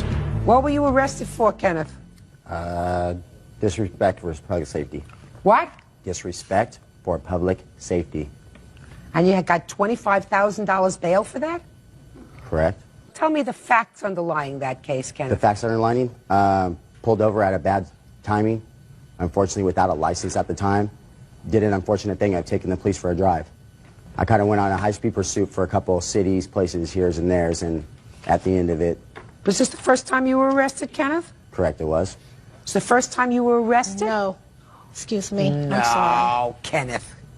Don't fib to Mother Nature. Okay, yeah, I've been arrested before, true. But have I been incarcerated before, prior? I asked you if you'd have been arrested before. Okay, arrested, yes. What kind of work do you do, Kenneth? Caltrans. What is that? Road work. Work on the freeways. Clean up. Pick up. Okay, so now I see what's left on this bail is $1,450. Is that right? That's correct. Okay. Who made the payment of $90? Kenneth made that one payment. Just a minute. And then I see another $25 payment. I made that payment out of my personal account after they called me on my job, harassing me, telling me they were going to garnish my wages and so forth. So he really owes you $1,475. Yes. Okay. Now I'll hear from you, Mr. Ames. As her story goes, correct, I was bailed out of jail. I already knew I was in there. I could either be OR'd without having a record prior to my name, so I figured if I even sat in there, it did not matter. But yet the fact of friends and other people that I knew said that I shouldn't sit in there due to the fact that anything could happen at any time. My employment could go down the tubes. So, to get out of there. What's the name of that comedian that talks and you can't understand him? Foster Brooks? That's the one that acts drunk. I don't have a clue as to what this man is saying to me. You want to start again?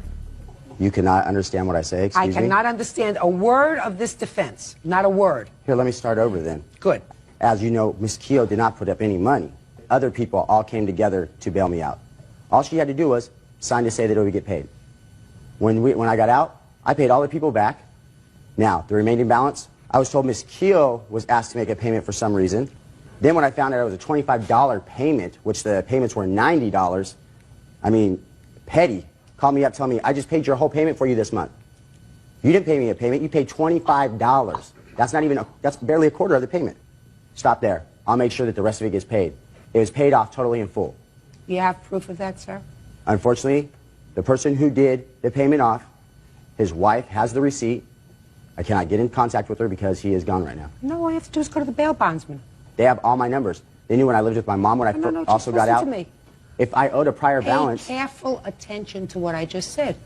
You said somebody else paid off the remaining balance. So there was no balance. But their wife is having a baby and is in Saskatchewan, whatever. So you couldn't get the receipt. So I said to you, that's your defense, that it was paid by somebody else and that there is no balance. You go to the bail bondsman and you say, I'm going to court next week. Can I please have a statement showing zero balance? They say they don't need to show a statement because it's all gone. Their computer shows no record of Kenneth Ames. I have no balance with them anymore. Mm-hmm. I owe them nothing. You work full-time? Yes. You on salary? No. You get any kind of assistance? Is that what you're working for? No. You work for nothing? No, I do not work for nothing. Well, what do you work for? Caltrans. You know what Caltrans is? California Transit. Well, that's what he said. That's why I asked him if he got a salary, and he said no. It's not a salary. I get paid by the hour. Ask me the hourly wage, not a salary. Salary would be a set pay, huh? I do understand Foster Brooks. You do? Yeah, him I understand. Yeah, me too. I'm glad you're working. Judgment for the plaintiff in the amount of $1,475. Thank you, that's all. Party's not excuse. You may step out. Caltrans? Yeah. Hey, I'm there every day. I keep my job and I keep myself safe. High-speed pursuit in cities? Yeah, right. I was in jail. I didn't have to toss up a penny. Friends just bailing you out just because they want to save their job. If you don't have a job, they can't save one. She was like family to me until she let this little matter get in the way. Don't call me if you need bail. 3-year-old medical office assistant Aaron O'Neill says ex-fiancé Jason Valley owes for credit card charges. Jason says Aaron owes for improvements on a truck and for his prizes won in a wedding contest. Order. All rise. Yeah, this is case number 59 on the calendar in the matter of O'Neill versus Valley. You're quite welcome. Parties have been sworn in. Judge, you may be seated. Miss O'Neill, you and the defendant were engaged to be married, and according to your complaint, the defendant used your credit cards. You had not given him permission to use the credit cards, and he racked up bills in excess of $5,000. Correct. The defendant says that he had the right to use your credit cards. You had given him permission. Correct. You have a counterclaim, sir, that it's a whole potpourri of stuff. You claim that you put a lot of money in a truck that she kept and some other stuff, which you will explain to me later. Miss O'Neill, when were you and the defendant living together? He moved in late September. And tell me about the credit cards. The credit cards are in my name and my name only. The credit cards had a zero balance, And I took the defendant once to go shopping for his children for Christmas presents. I was aware of that and I'm not disputing those charges. And we also had put a down payment on my ring on that same credit card. He said it was his responsibility, and so when the statement came, he would make the payment directly to the credit card company. He'd give the envelope to me sealed, and I would mail it from my place of business, and so on and so forth. He took the bill sealed? He took the bill, he sealed and I'm assuming opened it to pay it, but I never. But you never opened the bills? I didn't see the bill because, again, it was his responsibility because it was presents for his children and, again, for the deposit on the ring. I didn't see the statement because I had nothing on there at that time. And, Your Honor, I really do feel like this matter was something that was brought forth premeditated. I think that he... Okay, so let's get to the story and then we'll discuss whether it was premeditated or not. Okay. I had the credit cards put safely in my bedroom because I was not going to be... Well, so far you had one credit card that he used. What about the... You said now you had another credit card. There's a second card that had gotten mailed to me that I did not use anything for. We took one trip to Tahoe that we did use. And again, I'm not disputing those charges. We charged about $150 that weekend. So what had happened was I placed the Visa in the headboard of the bed, and then when the MasterCard came, I also put it with that as well. When did you discover that there were excessive balances on the credit card?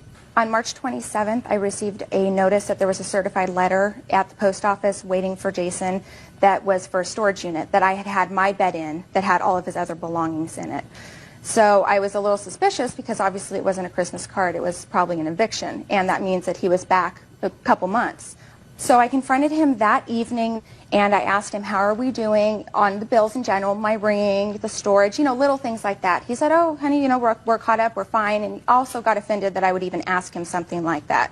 So he was at that point lying to my face. So that morning when he left for work on the 28th, I went through a side of his bed that there were drawers that he kept a number of receipts and tax return information. When I found the credit card statement, I noticed that I also found forged receipts that have my name forged in his handwriting, and also a lot of the receipts in his possession matched my credit card statements with an outrageous balance. So what was the balance? The balance on the credit card was almost $6,000. That was the Visa, and the MasterCard was about $1,500. You have those statements? Yes. I'd like to see them, please. Did you want to see the forgeries too? Yeah. Okay. These are the receipts, and then these are some information along with my copies of my time card as to... No, just give me the receipts, please, and the balance that you found on each of the cards.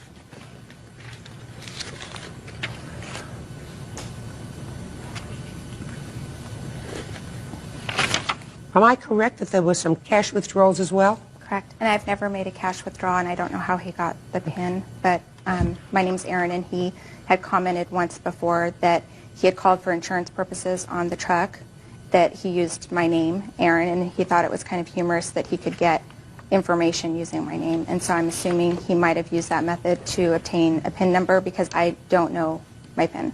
I've never used cash advance. Did you ever get a PIN number yourself? I never received one myself. I don't know if one was ever mailed or, because I don't use that. And Your Honor, on a lot of the forgeries too, he's misspelled my name, so. Okay, your turn. Okay, Your Honor, I have some proof here, some letters here showing that she did give me permission to use the credit cards. Mr. Valley, let's start from the beginning, sir.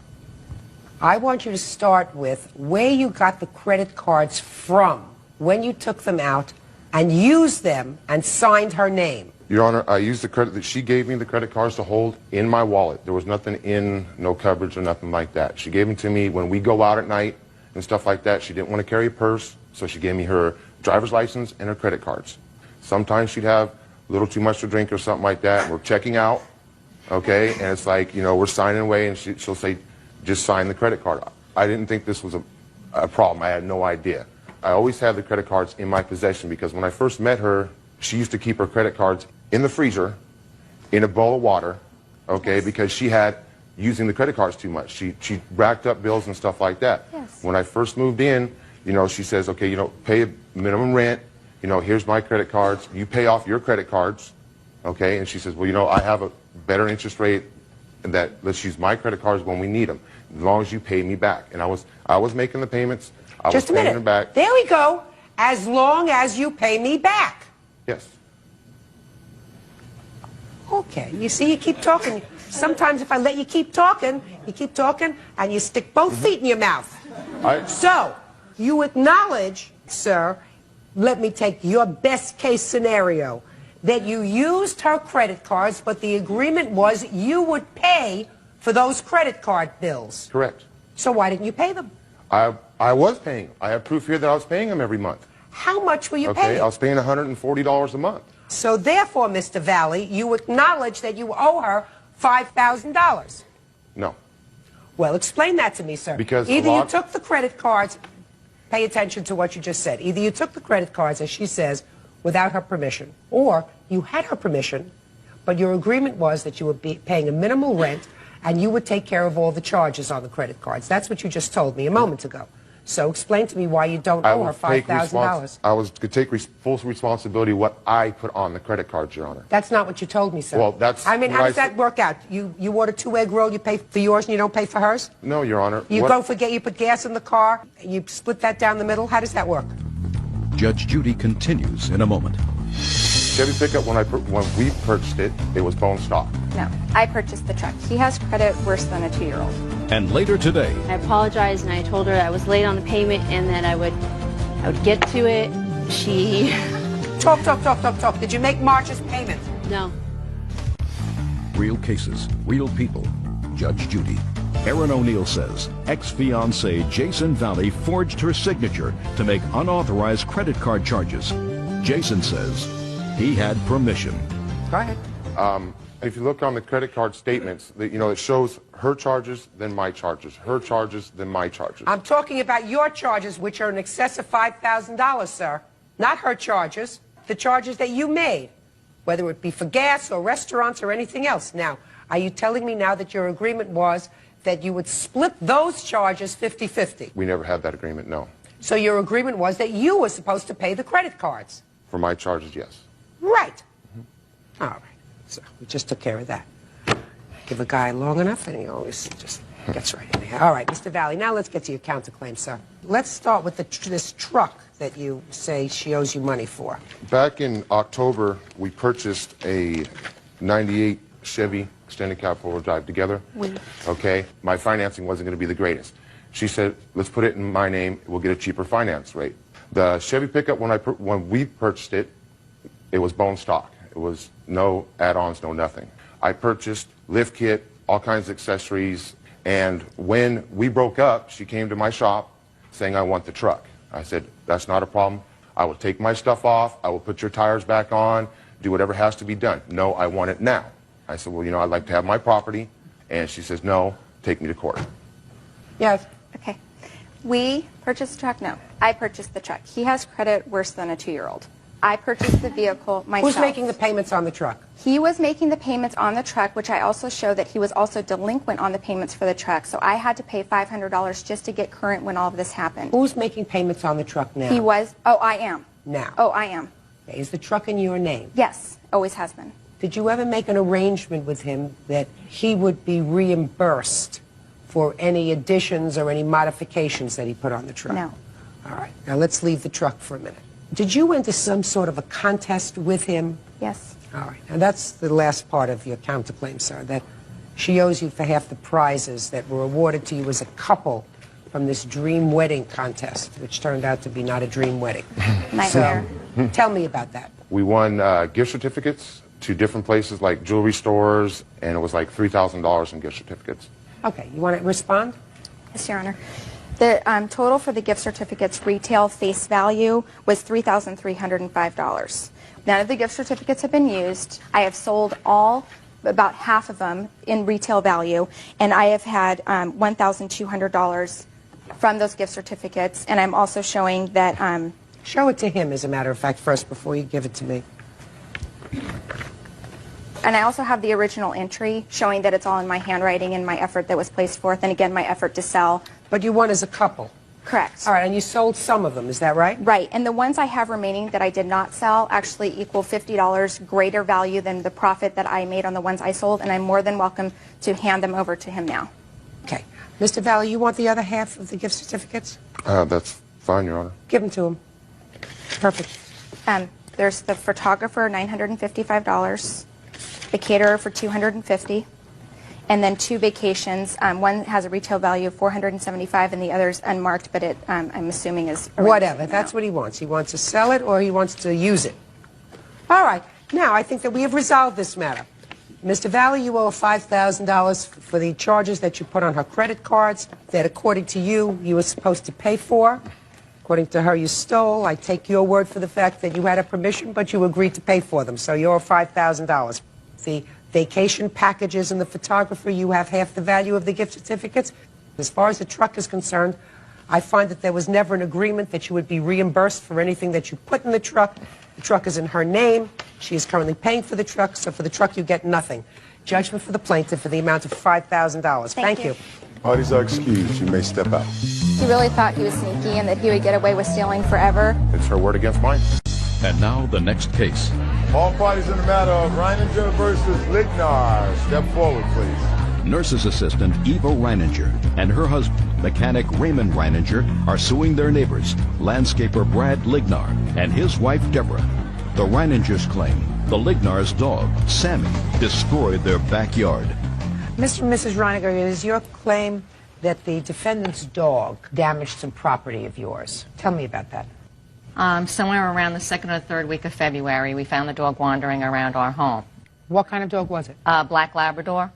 We saw he had a tag on with a telephone number on it. So we took the dog in, and I made a phone call. The phone number that we called was disconnected. I looked on the computer on a reverse directory, and I found the address. We went to the home. We noticed that there was nobody home. It was about a mile away from our home. And we had left a note that we had found the dog. And you kept the dog in your house? In our backyard. We have 2.5 acres fenced in. 2 or 3 days, we kept going back to see if anybody was there. We had also called animal control to let them know if anybody phoned in that they had a missing dog, that we had him. Finally, on a Monday, I had gone by the house again, and there was a car in the driveway, and I asked them if they were missing a dog, and Mr. Lignar said, yes, you have my Sammy, and they have a big fenced-in yard, and he said, our problem is he keeps jumping out. At that point, I said, would you like to come and get him? He says, well, where do you live? I said, about a mile down the road. At that point, he said, no. He says, just open the door, let him out, tell him Poppy's home, and he'll come home by himself. So I was on my way back, and then I saw Mrs. Lignar coming to get the dog. So we stopped in the street. The dog went and got in the truck with her.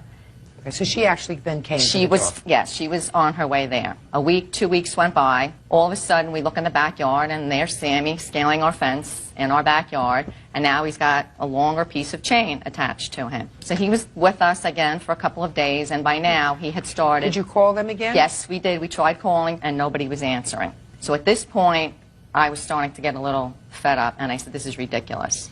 They had told us the last time that they had gone to Daytona for 4 days, and apparently the dog was left unattended for 4 days while they were away. At this point now, I had already contacted the humanitarians who I work with.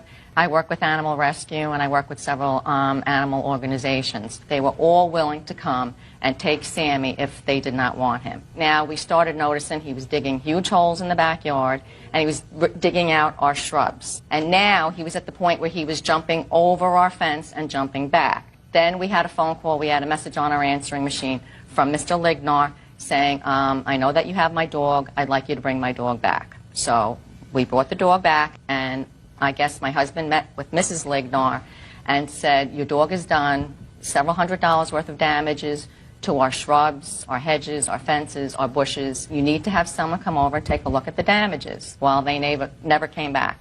Well, Sammy must have come back 2 or 3 more times and kept jumping over our fence. At one point, we had him in our screened-in porch while he went through our screened porch. It's 2 years old, and it was custom built. The final straw was 2 o'clock in the morning. He came over our fence again, and we have a doggy door because we have 4 dogs of our own. Well, he came in through the doggy door, and he jumped into bed with our 4-year-old and our 2-year-old and scared the living daylights out of them. And to this day, we cannot get our kids to sleep in their own bed because they're terrified that this dog is going to come in and scare them. Real cases, real people. Judge Judy. Eva and Raymond Reininger are suing their neighbors, Brad and Deborah Lignar, for damage to their backyard. The Reiningers say their dog, Sammy, is the culprit. Go ahead.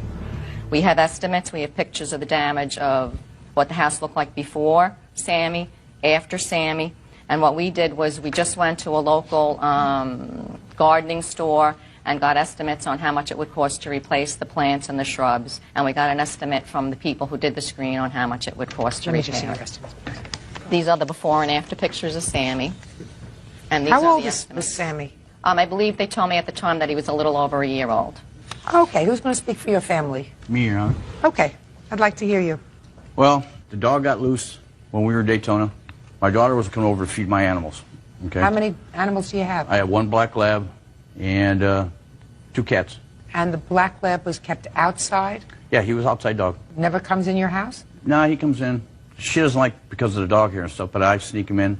So the dog was outside day and night when you were away? Yes. Didn't you ever hear of a kennel? Yes, ma'am. So what's wrong with a kennel? Well, he protects the house. If anybody tries... It's not protects the house if he's not there. Well, somebody let him loose. No. Oh, yes. Well, they didn't let him loose. Well... They didn't let him loose. One of the neighborhood kids has let him loose before. You know, so if you know that happened before, then you should have taken steps and used a kennel. Well, what I can't understand is they said Sammy turned around and broke the chain. Well, I have the dog's chain right here. Well, we didn't have a ghost dog. It was your dog. Yes, ma'am. They did not go and get your dog. So why didn't, when they presented you with these bills, why didn't you take care of them? I wasn't home at the time. Well, what makes you think you're not responsible for these bills? I don't see it's my dog's doing it. You know, maybe once or twice, but, you know, they have pictures every day that they said it was my dog. There's neighbors got other black labs, and they have a female black lab. So? Now, how do I know their dog didn't do it? You don't, except that they say so. Did the Chronicles ever call you and indicate to you that they could place the dog? No, she did not. If she did, she got somebody else's phone number. Well, let's go back to the first time they came. Mrs. Reiniger says that the first time she came and said she has your dog because she had to go and find you, you said, well, just open the gate and tell him Poppy's home and he'll go home. Does that sound right to you? No, I told her, I said, where's the dog at? She says, my house, chained up, in her backyard. Well, if you were going to get rid of a dog... So what did you tell her to do? I told her, unchain the dog, tell him to come home, he'll come home. If not, I'll come down and get him. Is that stupid? No. I mean, is there something wrong with you? Your dog's been missing, you're gone. Somebody, total stranger, goes to the trouble of finding out where you live. This was the second time. I'm talking about the first time. Finding out where you live, coming to your home and saying, we have your dog, we've taken care of your dog while you've been on vacation in Daytona. Okay, we've taken care of your dog and protected your dog. Wasn't hit by a car, was fed, was cared for. And instead of you getting into your car and going over there and saying, thank you very much, I'm sorry for any trouble or inconvenience, you say, oh, just open up the door, let him go, tell him Poppy's home. What's wrong with you? I don't know where she got this Poppy stuff from. Probably from you. No, you're wrong. Yeah. And it kept happening again and again and again. So clearly, something was wrong with the security system that you had, unless you believe that these people came and stole your dog out of you. They might have done that, too. Are you under psychiatric care? Yeah. Huh? No. Are you under psychiatric care? You on any medication? No. And then you're just being a smart mouth. Where is Sammy now? How is it that he hasn't been back to your house in how long? It's been quite a while. Where is he now? She had him, my wife had him put to sleep. Why did you have him put to sleep? While all this has been going on, I had taken Sammy to get him neutered. And when I took him in to get him neutered, he was diagnosed with heartworm. So I had to have him put to sleep. You don't put a dog to sleep who has heartworm. You treat him. No, they said it was too They said too he far was gone. into the advanced stages, so... Well, if he was in the advanced stages, it means you weren't giving him heartworm medication, which you're supposed to give your dogs. That's what dogs get, heartworm pills. So, you know, especially they're outdoor dogs. Why weren't you giving the dog proper pills? We were. If a dog is getting heartworm medication regularly, they do not get heartworm. Unfortunately, Mr. and Mrs. Reiniger, you're only suing for $470. I say that unfortunately because these are the most irresponsible people that I've met in a long time. That's just damage to your yard and your property and not for the trauma that Sammy caused when he just came into the room. He didn't hurt your children, but he came in the middle of the night. Your lawsuit seeks $470. Judgment for the plaintiff. Don't get any more dogs.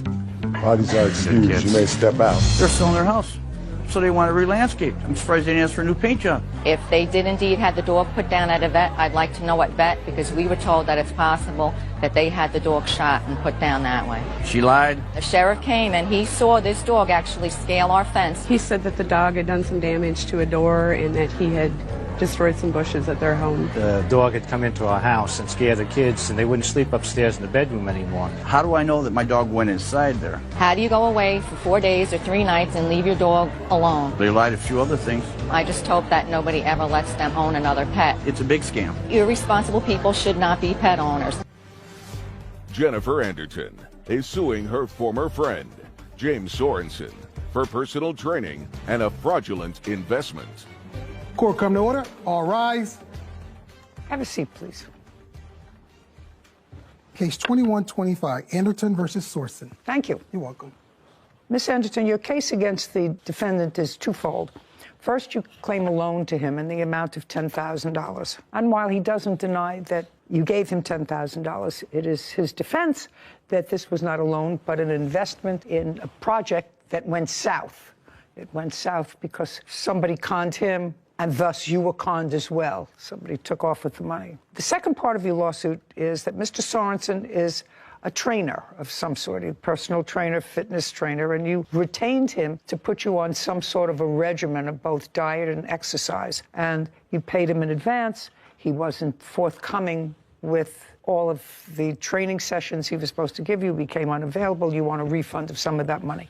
So the first thing I'm going to deal with in your lawsuit is the $10,000 exchange of money. If I find that that, in fact, was a loan or was fraudulently entered into as a result of being duped and being a dope, then I'm going to give you back the money. Then I don't have to get to the training because that's the limit of my jurisdiction. Do you understand? I understand. Okay, great. How did you meet him? I met him on a dating site, actually. When? Early June 2021. Did you date? We befriended each other. And after our first meeting, that is when I had just come off of a ventilator of 10 days. I was a nurse, contracted COVID. He actually came to my home and said, I could really help you get back to where you were. I needed rehab. Okay, so after the first meeting, you were not dating? No. Is that right, sir? That's correct. And that was in June of 2021? Yes. When did you, Mr. Sorensen, tell Ms. Anderton about this investment opportunity? It was about a month into... so 4 weeks later? Right. 4 weeks later, you became close enough to discuss with her a business opportunity? Yes. And did you discuss this business opportunity with her in her home or over the phone? In her home. So I want you to tell me your version of exactly what you told her. So I had a friend come to me and... You had a friend whose name is? His name is Scott. Scott what? I can't remember his last name. I don't believe you. Okay. If it's true, then it didn't happen. If it's true that you can't remember his last name, it's because he doesn't exist. Oh, he does exist. Oh, sir, you didn't give all that money to somebody whose last name you don't know. I want you to understand that. Then you're looking at me and saying I must have stupid written on my forehead. You don't look like a stupid man. Absolutely not. Yeah, you look like you could be a cunning man, but you don't look like a stupid man. So if Scott doesn't have a last name, he didn't exist. I want you to tell me that's in my brain. In my brain is if you can't come up with a first and last name of somebody that you gave thousands of dollars to, he didn't exist. Okay, in your mind. Keep going. I'm not going to keep going to dig any holes. I'm just telling you what the facts are. No, those aren't facts, sir. That's a fantasy. You know, you're not mentally challenged in any way, are you? No. I want to tell you, if I told my 9-year-old grandchild who asked me for $100 because she wanted to invest it with a friend, I would say, what's the friend's name? I don't know. See, I'm not giving you $100 to invest with somebody whose name you don't know, because I'm absolutely positive that if you said that to her, she would have said, well, what's this person's name? I want you to tell me now, Mr. Sorensen, what was the investment? It was for Happy Pills. It was for what? Happy Pills. Don't look at me. Happy? Did you say Happy Pills? Yes. Okay. Tell me about it. Tell me what you told her. You want to invest in Happy Pills. Yes. What she'd say to you? She'd say to you, I'm a nurse, you know, so I'm an educated person. What's wrong with you? Okay, keep going. Keep going. I want to invest in Happy Pills. Right. Your friend Scott. It was a friend of a friend. His name was Scott. Okay, and he introduced me to him and said that, hey, he went... No, you mean Scott introduced you to somebody else? No, my friend introduced me to Scott. I didn't know his last name, but we knew that he was in the industry. Okay, so your friend introduced you to Scott? Yes. What's your friend's name? His name is John. I promise. Where does he live? He lives in Salt Lake. What's his telephone number? I have no idea what his telephone number is. Just a second, get out your phone and tell me what your friend's telephone number is. Everybody has their friend's number in their phone. I don't know what his telephone number is. Then you see why I don't believe you? Do you understand why I'm having a problem with your story? It's okay. Do you understand why I'm having? So a friend whose number you don't have in your phone wanted to introduce you to somebody whose name you don't know to invest in happy pills. And this is what you told her? No, I'm asking you a question. Is this what you told her? I have a friend. This is what I told her. John, I have a friend, John, who knows a guy, Scott, who has this company that's going to make happy pills. I just want to know if that's what you're trying to tell me that you told this woman. I am. It's okay. I don't know why she would make up that story that No. She's not making up the story. You're making up the story. Okay. And if I'm wrong about this, I actually don't feel badly, sir, because then you're the dope that got duped. And later today, You devalued her car while you had it. Yeah, okay. You used the car for 2.5 years that was running. It stopped running because the engine was blown. Yes. And then you stopped making the payments on it. Yes. Yeah.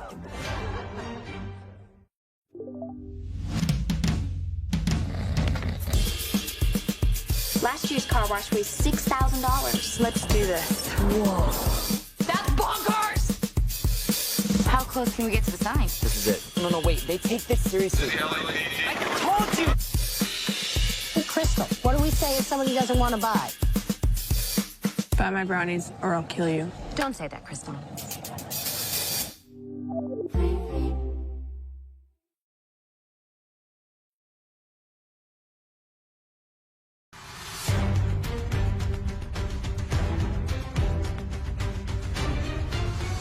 Jennifer Anderton claims her former friend, James Sorensen, owes her for a fake $10,000 investment.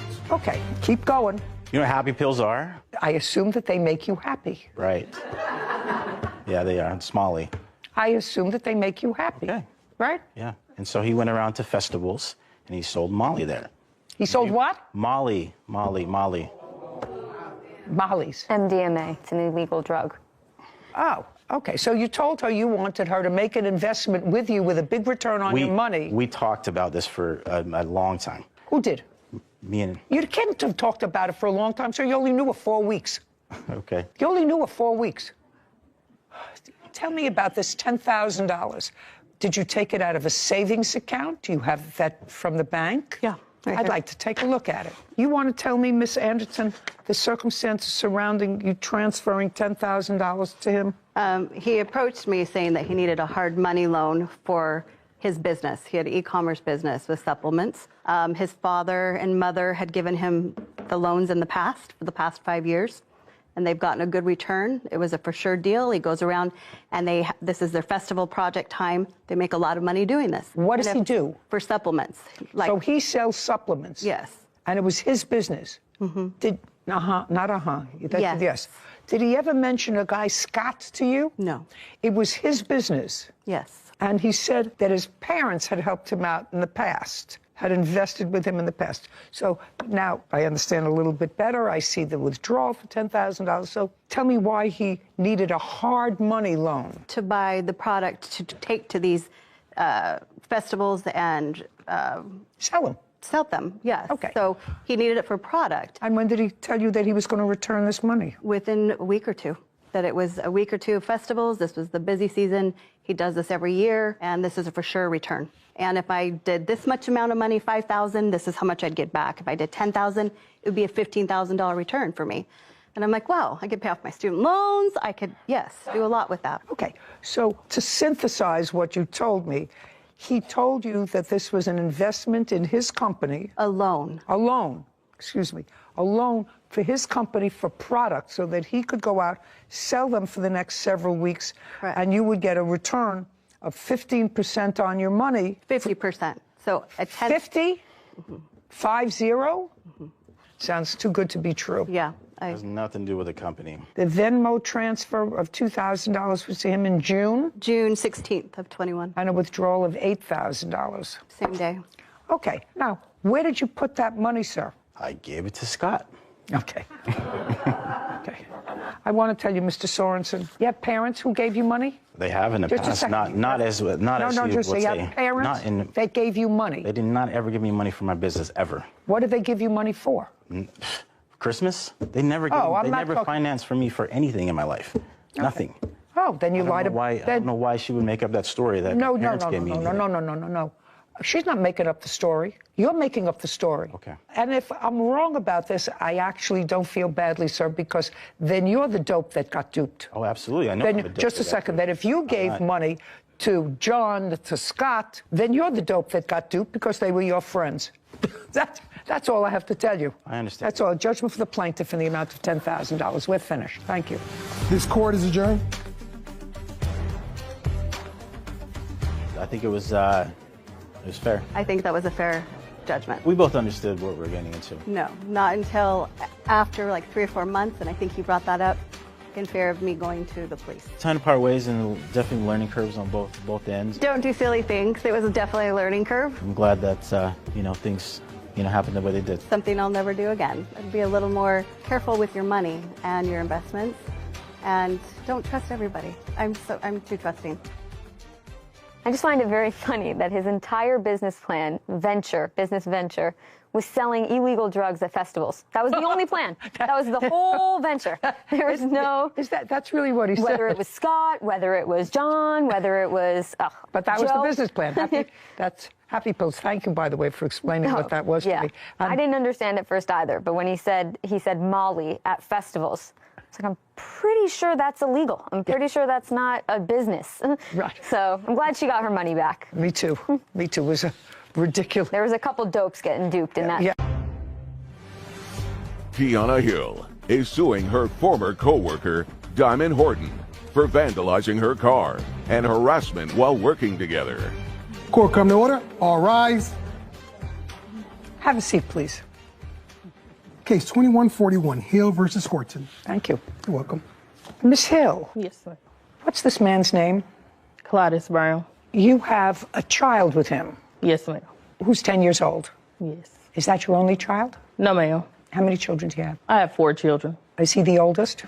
She is the oldest. She's the oldest? Yes. Does she see her father?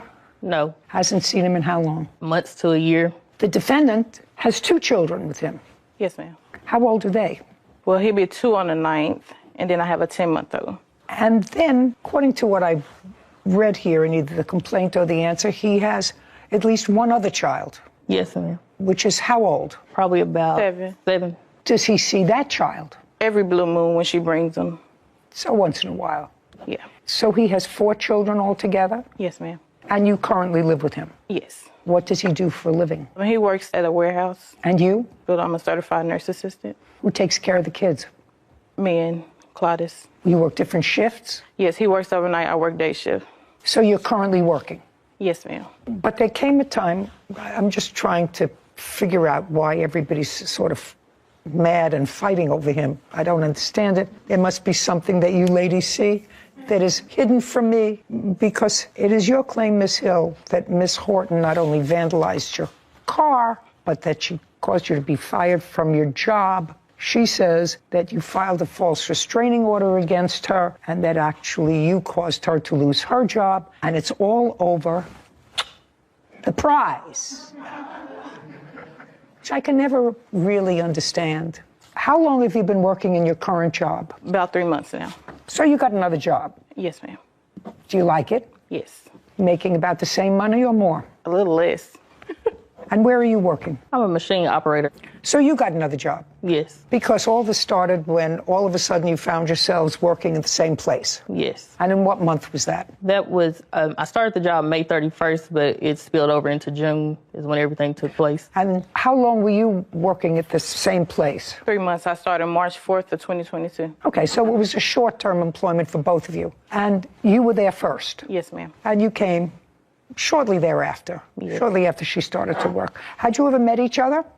No. Well, explain to me what the problem was. So there's a history that started back in 2019 via text messages and Facebook. So we've had an ongoing beef for years. Who cares? Now you're going to both get smarter. You're going to come here today and you're going to both get smarter. And if he has 2 children that he doesn't see, her daughter and your 7-year-old, according to what I hear, that you see once every blue moon, that's a basket that I wouldn't be in.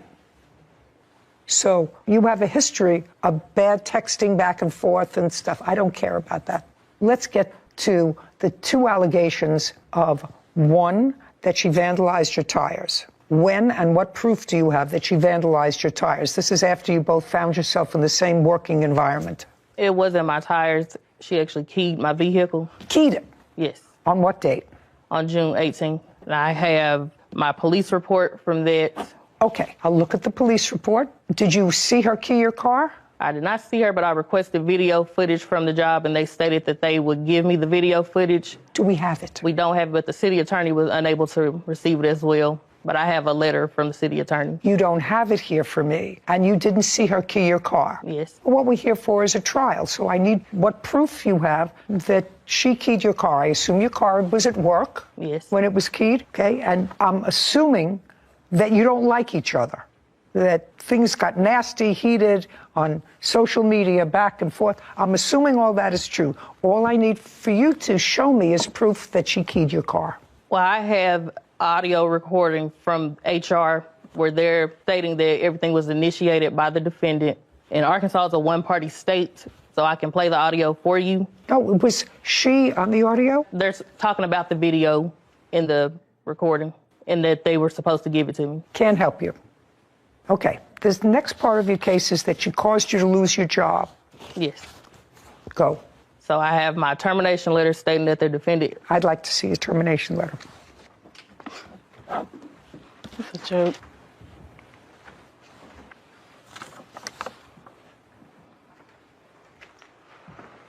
This is the description of the termination letter and description of the violation. Kiana has been involved in altercations with another employee. While the other employee instigated the situations, it has gotten to a point where multiple other staff are now involved. I don't know what that means. At this point, it is affecting patient care and causing a hostile work environment. Termination effective immediately. I assume that you have a similar letter because you were terminated. May I see it? Yes.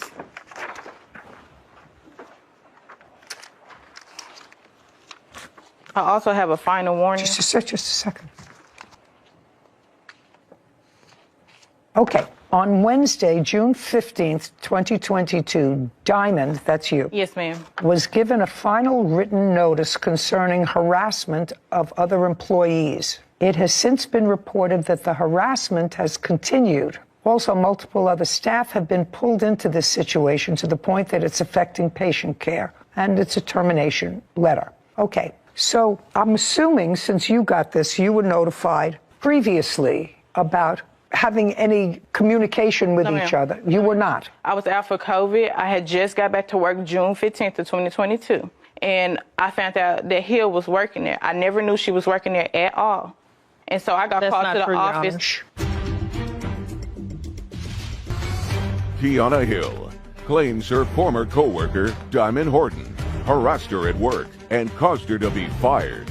Diamond is countersuing for filing a false restraining order. My question was a relatively simple one, because I'm going to make this as simple as possible before I probably dismiss both of them. I would like to see, after June 15th, 2022, up until the date of the termination, which is June 23rd, 2022, how the harassment continued. I would like you to show me from June 15th. The actual date was June 14th. Well, this says June 15th. I wasn't working. Shh. This violation, my friends as well. We have the date timestamp. I just want you to show me after June 15th, between June 15th and June 23rd, yes, ma'am, what further acts that you allege are acts of harassment occurred. I have the schedule showing the date. Shh.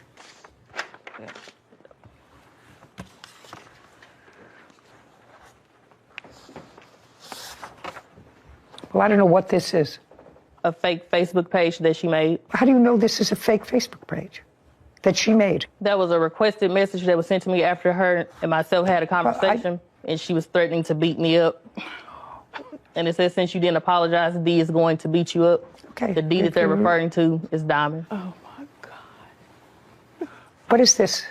The 870 number is her calling my phone. Okay. And 870... The missed calls. This was on what date? That was on June 19th. What were you calling her for at 6 o'clock in the evening? Well, the day she accused me of vandalizing her car is the day that we had worked together. She called the police and her family came up there and they all had guns. That's the reason she got terminated, because she brought a gun on the premises. That's and they not what came my up there letter to states. jump me. That's a lie. When I went outside... I just want to ask you why you called her. I called her to ask her because the June 16th is when I sat down. I had a conversation together to drop all beef. Like, no issue. I don't want you. You want to say you can't control yourself. I understand you're sending me a bad message. If you can't control yourself here, which is a very controlled setting, I'm going to say to myself, this is somebody who can't control themselves outside of the setting. Do you understand? Yes, ma'am. Okay. So I called her to ask her why did she feel like I vandalized her vehicle, because before that we sat down and we had a conversation together at work saying it should be dead. Like, well, we should not have any beef over him at all, and that the kids were involved. And so we agreed to let it go. So then she accused me of vandalizing her vehicle. What was the beef about? I don't understand. The other baby mama is the reason why we're into it. The 7-year-old's mother? Yes. Yeah. The 7-year-old's mother? Yes. Yes. Yes. So we have no proof of vandalizing, and this is nonsense. You want to tell me about the restraining order that you filed? There was an order of protection placed after she was harassing me at work. May I see it? Yes. But it was also rescinded. By the way, does he pay child support for your daughter? Yes, ma'am. He does. How much? He pays probably about $239 every 2 weeks, somewhere around Does he there. pay it to you? Yes.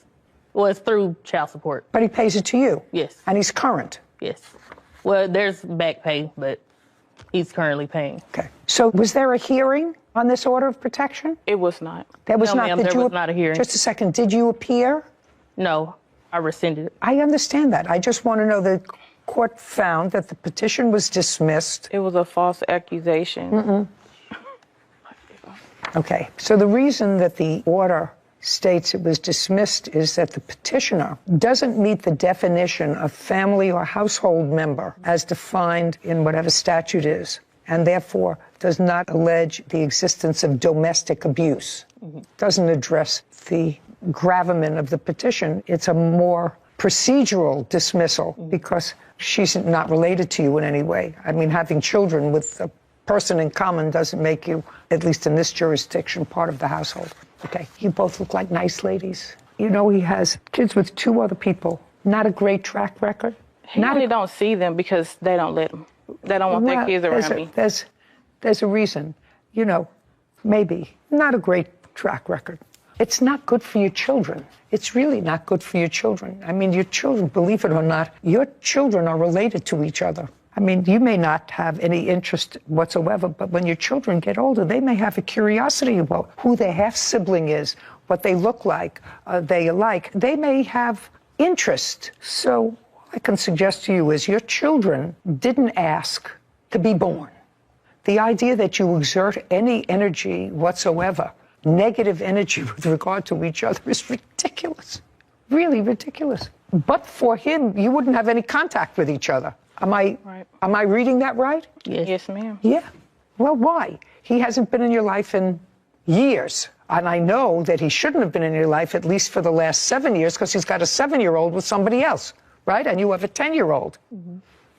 Goodbye, except for your daughter. Mm-hmm. And can I state that the situation is not about him. It's about the harassment, the lost wages. That's more of my concern with her. It has nothing to do with him. I was working before you. I was working at a job. You came to my job. Just a second. What I'm telling you is, right now, and I don't have to get into it any further, right now, she's got the guy. I don't care. Just a second. Right now, she's got the guy. So that would perhaps give rise to some animus on your part. With regard to her position, he's working and he's paying money to your child, which is, in her mind, taking money away from her 2 children that she has with him. Well, that's his responsibility. You knew about that child, and you knew about the 7-year-old.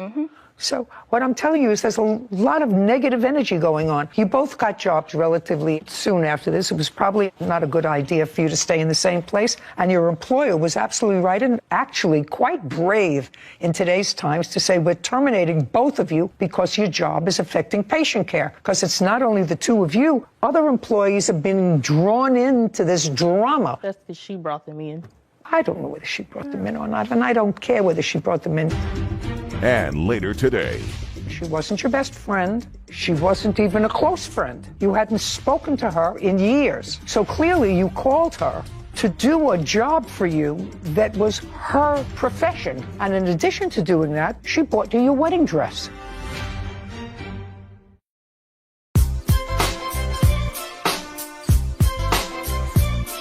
Wasn't me. You're never responsible for unauthorized purchases on your Discover card.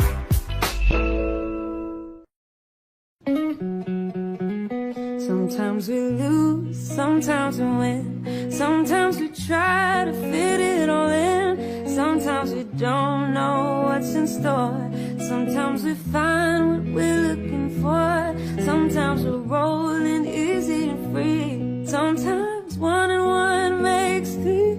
So much to love along this ride. That's why Nationwide is on your side.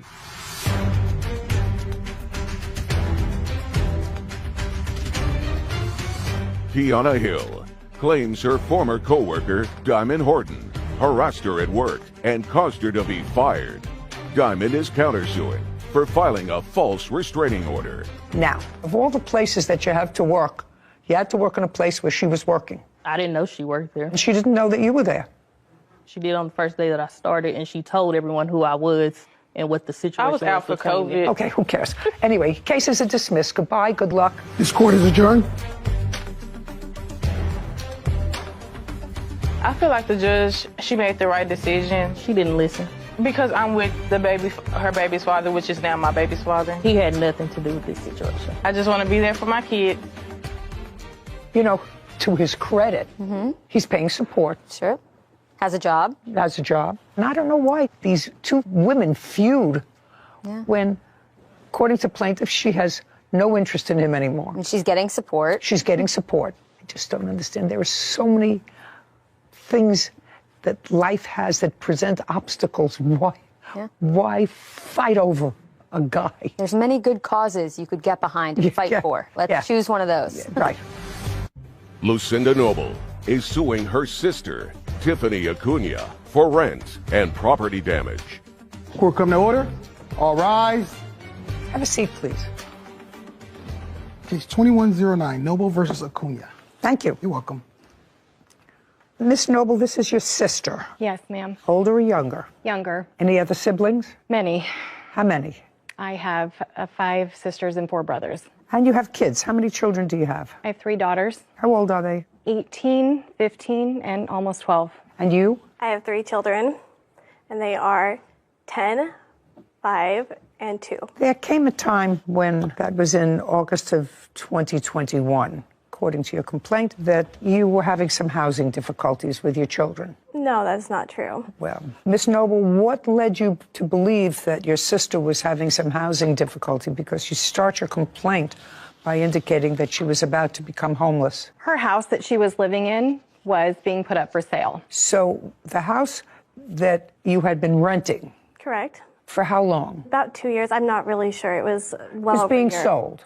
Well, I didn't know that until I gave her my notice after I'd already previously asked my sister if we should move in. So you approached her about you moving in with her. Yes, correct. And do you own your own home, Miss Noble? I do. Where you were living there alone with your 3 children? Yes. Okay, and how much rent were you paying? $750. Now, when you decided to move in with your sister, what rent was discussed? Well, she had told me about $400 is what she wanted. Okay, so she said the rent was $400 per month, and that was starting August 1st? Right. So this is what part of this case is about. Part of the case is about rent. You lived with your sister from August 1st, 2021 to a date in 2022 when you finally removed all of your property. Kind of. I did not remove all of my property, but I removed what she allowed me to. To remove on what date? I'm going to say it was mid-May, but I'm not sure. May of 2022. Mm-hmm. So we have August, September, October, November, December, January, February, March, April, May. So between 9 and 10 months. For the 9 or 10 months that you were there, how many times did you pay her $400 in rent? She's going to have a list. I have a list too of our. And you have a list. So why don't you take a look at it and give me the exact number of months? The time I paid her $400 was, I think, only one time, and there was other times I paid her different amounts. But our agreement was, because I bought all the groceries, we just kept track on this app, which has a list. I paid way over $400 in total. Well, so our agreement had changed. Just a second. Okay. You have an app 10 months. Mm-hmm. How much did you spend on that app? 12,000 something. It's right in here on the list. Take a look, because you're going to show it to me. I paid total $10,411. Okay, and she? She total was $11,291. And that was to cover groceries, food, gas money. Her phone was under mine. This is something that I'm going to have to simplify. There came a time when there were issues with regard to you not paying her $400 a month rent. And you discussed it with her, correct? And in what month was that? April. It was before April. It was before I had gone on vacation. What month and year? December of 2021. So what I'm reading in December of 2021, you had a dispute about how much you were spending, how much you weren't spending, and that $400 was not being forthcoming just for rent. You see, I can understand that the two of you decided to split bills, everything other than the $400 in rent. You each have 3 children. You're 2 adults. Let's get to December. Was it the beginning or middle of December that you had this discussion about just pay $400 a month and we'll deal with it? Maybe the middle. Okay. So we have January, February, March, April, and you moved out in May. Correct. I was kicked out illegally. Yes. In May. Yep. Left in May. So that's 5 months. It was suggested by your landlord that just give me $400 a month and we'll split groceries. In April, I have the proof of the text. Just a second. So we have January, February, March, and April. 4 months. Did you give her $400 a month for those 4 months? Nope, it was never discussed before. Then I have the proof that it was discussed in April. I'd like to see it. Thank you. It was discussed in April again. Okay, just a second. I just want to see the proof. Well, show me if you have proof of an earlier conversation. I don't. Believe that there was an earlier conversation. Let me see the one that occurred in April. It was mainly the receipts. I'm not getting involved with that at all. Right now, you had a place to live with your 3 children for much less than the $750 a month that you were paying at another residence. Right. And I spent way more on groceries. I did all the groceries. Whatever. Your children didn't eat more. Right. And my children didn't live there the full time. I don't care. Okay. I'm sorry. Can I look on my phone? It might be faster. Is that okay if I show you the text? I don't care where you show it to me. Just show it to me. Thank you. I'm sorry. Oh, yeah. So I apologize. Okay, apologize. Sorry. On April 24th. So if you want, and then you can scroll down because she kind of keeps for a couple days.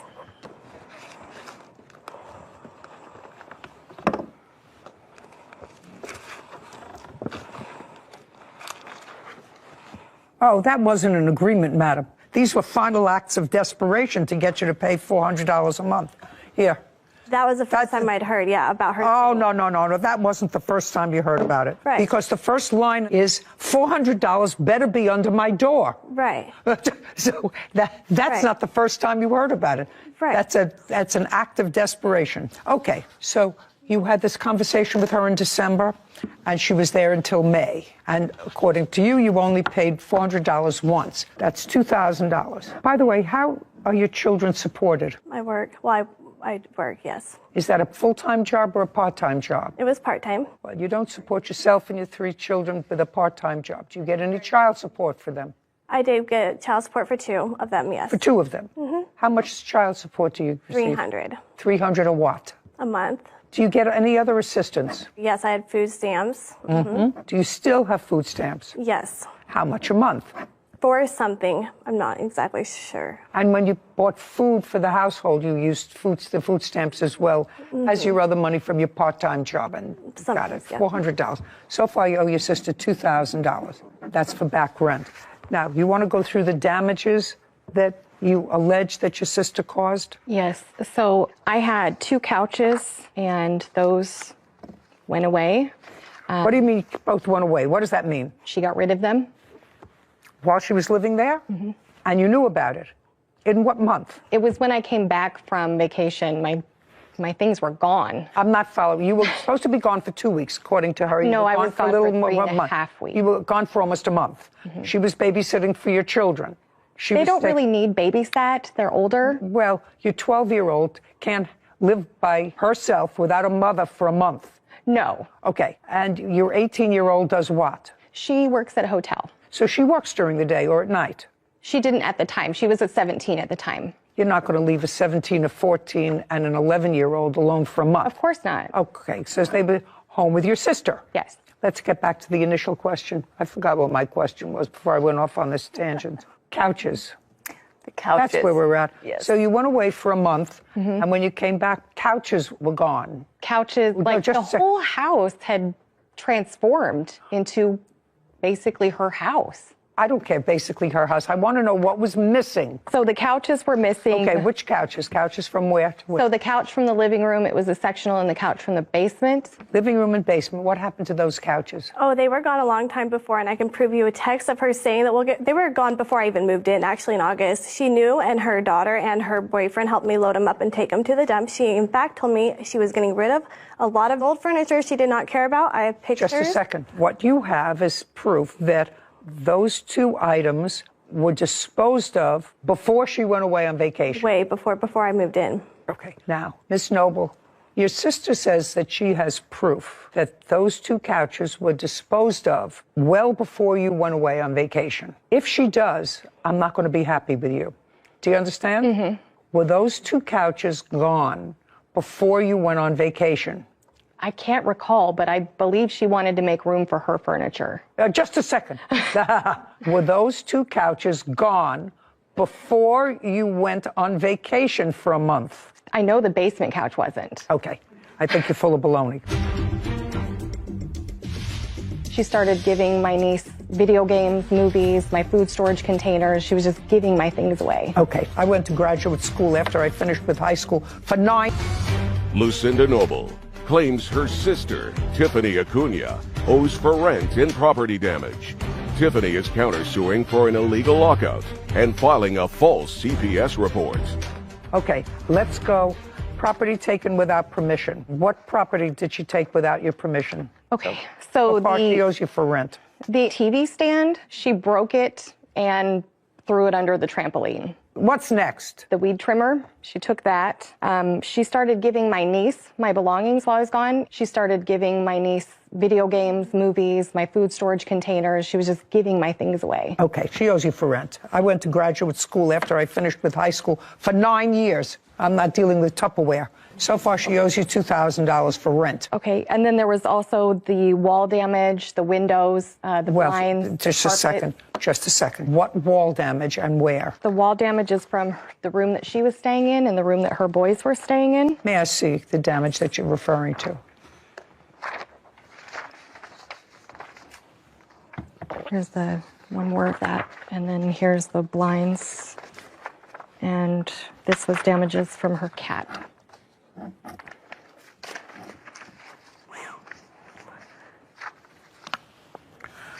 Well, this I can't see at all. Okay, so that I can't see at all. And if you're talking about nail holes, I'm not interested in nail holes where there were pictures, putty them up. I don't know what this is a picture of. Tell me.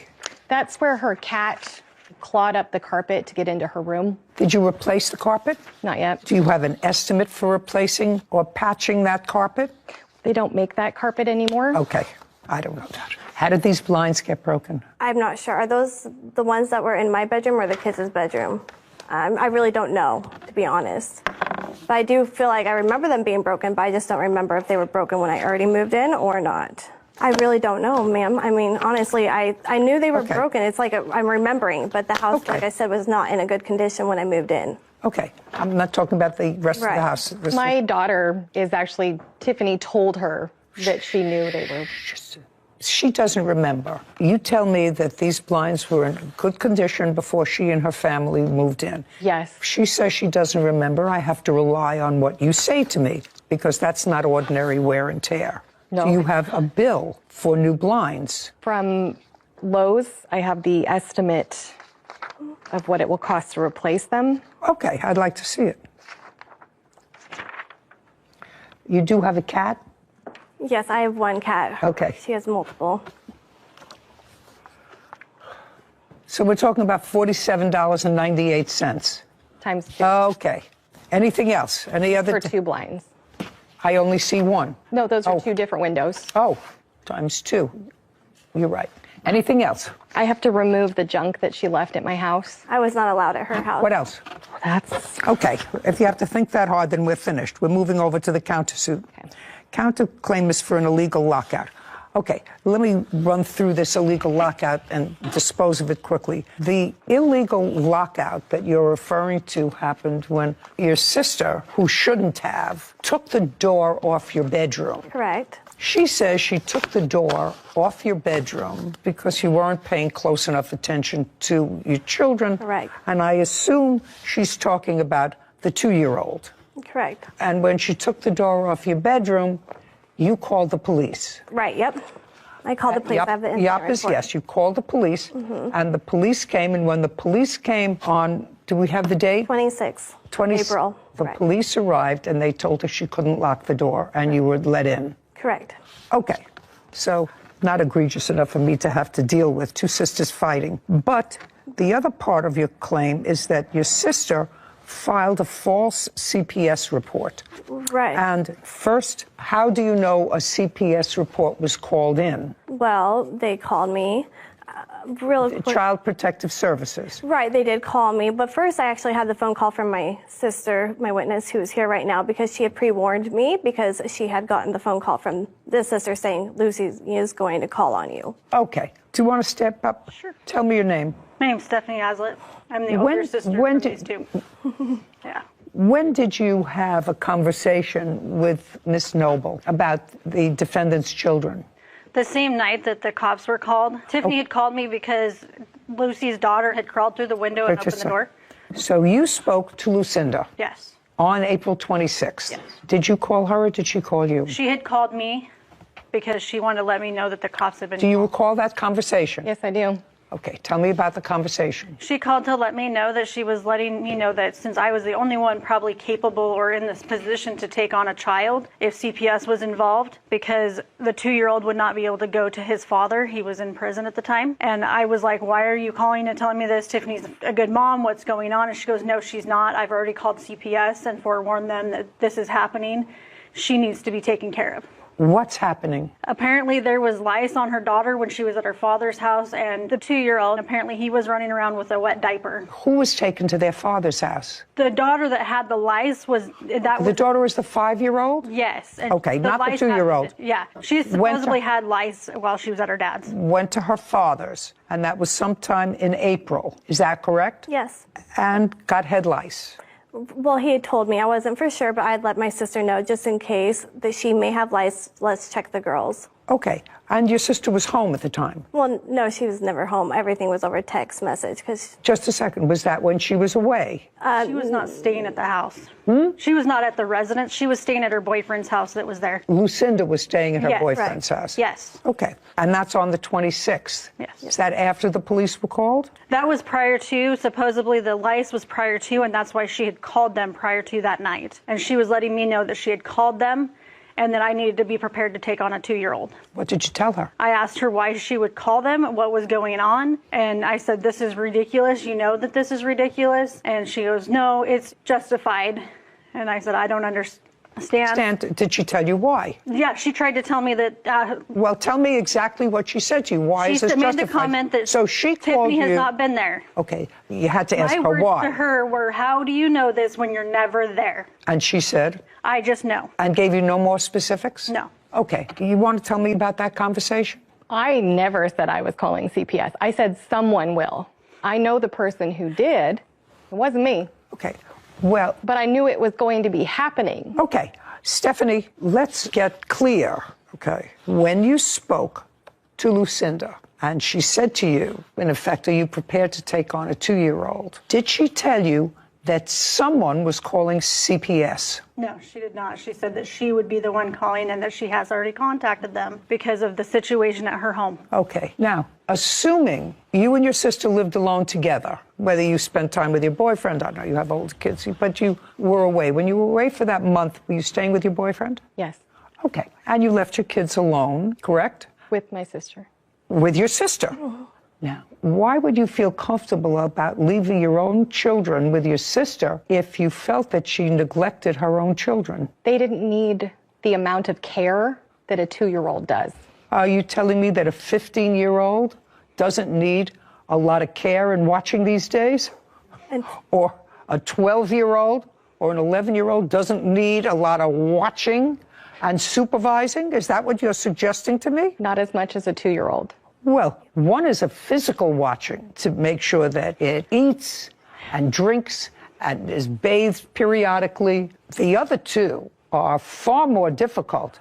You got to have eyes all over the place to watch a 15-year-old and an 11-year-old. Got to have your eyes on their computer. You've got to have your eyes on their iPad. You have to have your eyes on their schooling, on their homework, on their everything else. You take a month to go off with your boyfriend. That, to me, is not participating with your children, especially since you suggest that your sister, with whom you left your children, was neglecting her own children. Your Honor, I would just like to say that I was reaching out to her a lot of the time, too, where I would get 1 week there was nothing. She said, I'm sorry, I had no Wi-Fi. Her children were skipping school. They were not listening to me. They would not do their work. Do I need you to reinforce what I just said? Right. I don't need you to reinforce what I just said. You would have had a history with methamphetamines. You refused to meet with caseworkers, according to the report you gave me. I have other reports, too, if I may, please. Lucinda Noble is accusing her sister, Tiffany Acuna, of refusing to pay for rent. Tiffany claims Lucinda wrongfully reported her to Child Protective Services. Now, you have something you want to say? Many things, actually. Well, many things. I don't want many things. What I want, stand up. What I want to know is you're her daughter. Yes. Your first name? Anna Noble. Anna, what do you do? I work front desk at a hotel. Graduate from high school? No. Why? I was pulled out and moved to Missouri. Pulled out by whom? By your mother? Yeah. And when your mother pulled you out, how old were you? 17. Had you been going to school before? Yes. In what jurisdiction? It was an alternative school. When you say an alternative school, what kind of an alternative school? For troubled youth. Tell me about your trouble. Was it behavior trouble? It was many things. I was a very wild teenager. Until when were you a wild teenager? Until I sent her to live with her dad. I didn't ask you any questions. So now you can sit down. Okay. I'm not going into anything else. Lucinda, so far you went away for a month with your boyfriend, leaving your 3 children who you say don't need supervision. How long were you home before you took the door off her bedroom? I got back from vacation in February, early February, and the door was removed in April for a few hours. Okay. Do you have any proof other than this conversation that the plaintiff called CPS? I believe it is proof. Just the thing that was reported is something she would only know. Would that be considered proof? Well, okay. Let me hear what was reported. It was reported that I would not treat my child with lice. That was what the CPS report was, and it was unsubstantiated, and I have that all proved. Okay. When your 5-year-old went to her father, she went to visit with her father, and children do get head lice. It happens periodically. Lots of children who go to school, who interact with other children, come home and they get head lice. Had a lot of children, a lot of grandchildren, and it happens. And you usually treat it. I assume that her father did not treat it. Is that right? He did treat it. He told me immediately. No. So he treated it. So how do you know that the head lice was the nature of the complaint? That's what was on the report. May I see it? Your children weren't removed, except for your boy. My one son, and then that lady. And then returned. All three. Oh, yeah. All three kids were taken. That's it. Okay. Okay. There you go, sir.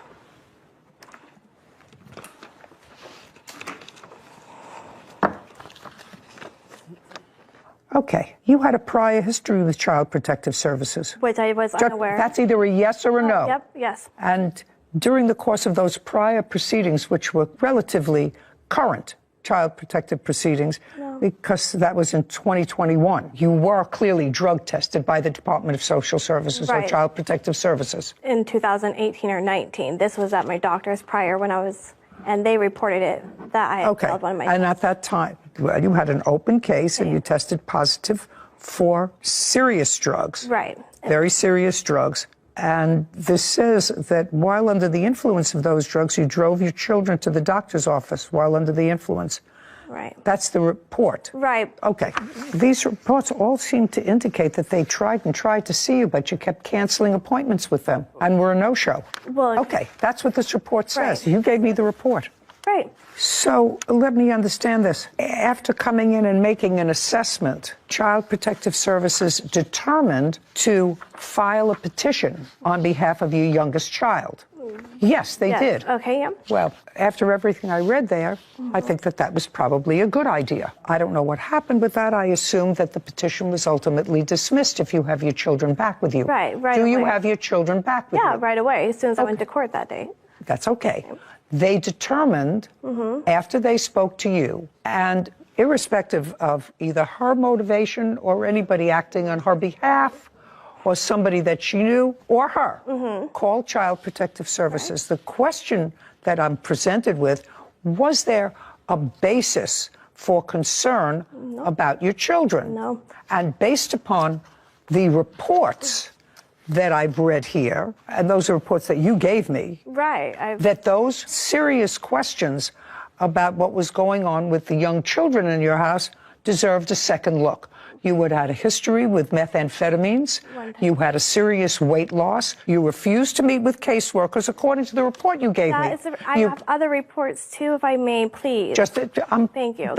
I'm not finished. Okay, good. Thank you. Because if you've been in family court, as I was for 25 years, often incidents are called in of suspected child abuse and neglect. A caseworker goes out, takes a look, and says, you know, I'll continue to watch it, but I don't have to file a case. It hasn't reached the level where I think that I should file a case and remove a child. In this case, Child Protective Services came and tried to do an investigation, which, according to the worker, you evaded. You missed appointments, you rescheduled, you didn't show up. One time. And then, not one time, they also had a prior history of you involving drugs, involving driving your children under the influence of drugs. Recent history. Didn't happen 20 years ago. If it happened 2019, this says 21. If it happened 2019 or 2020, that's still recent history. So whoever called, it was worth, according to this caseworker, they had sufficient information based upon what they saw and what they knew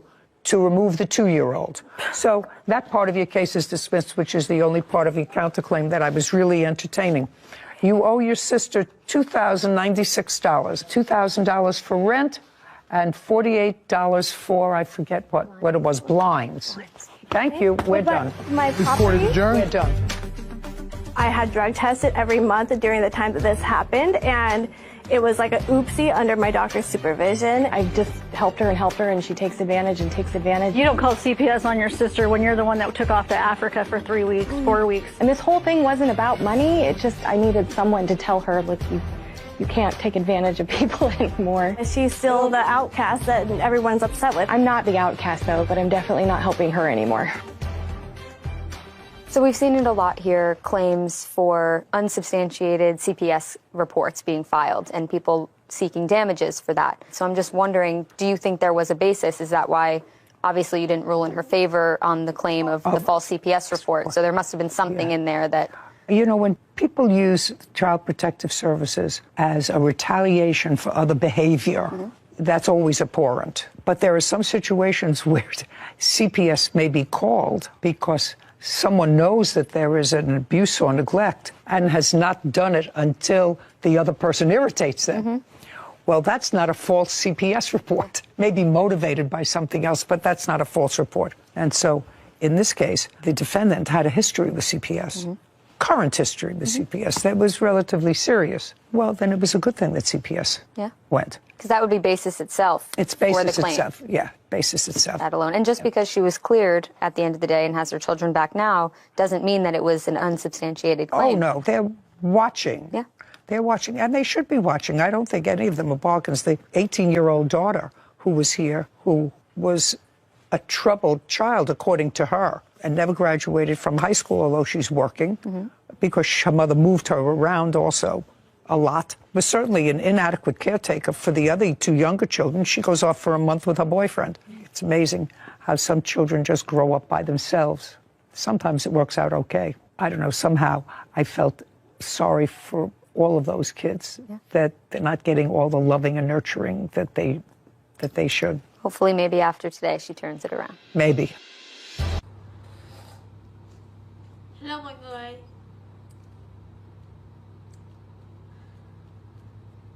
Hôm nay thì mình sẽ cùng các bạn tô màu cho bức tranh về một cô gái đây nha.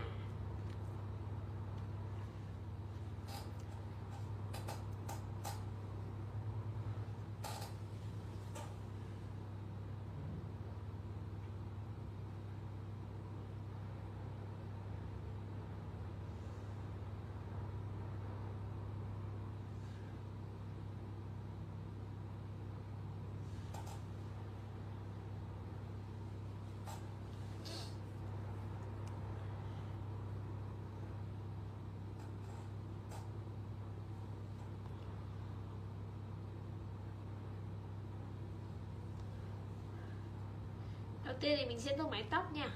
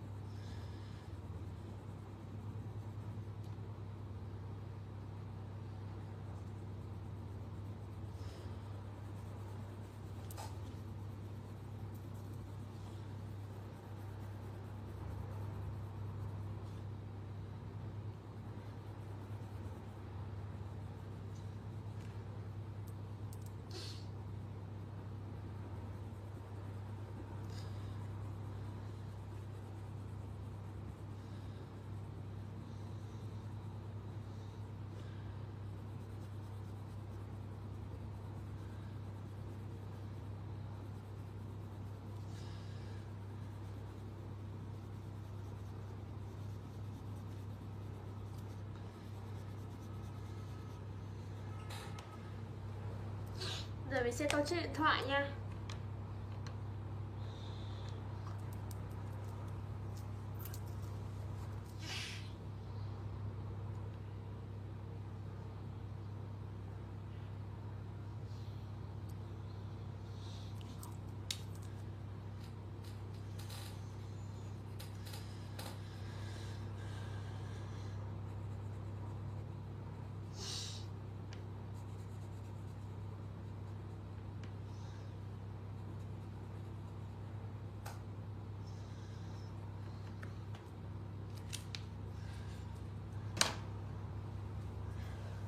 Tiếp đến mình sẽ tô chiếc áo.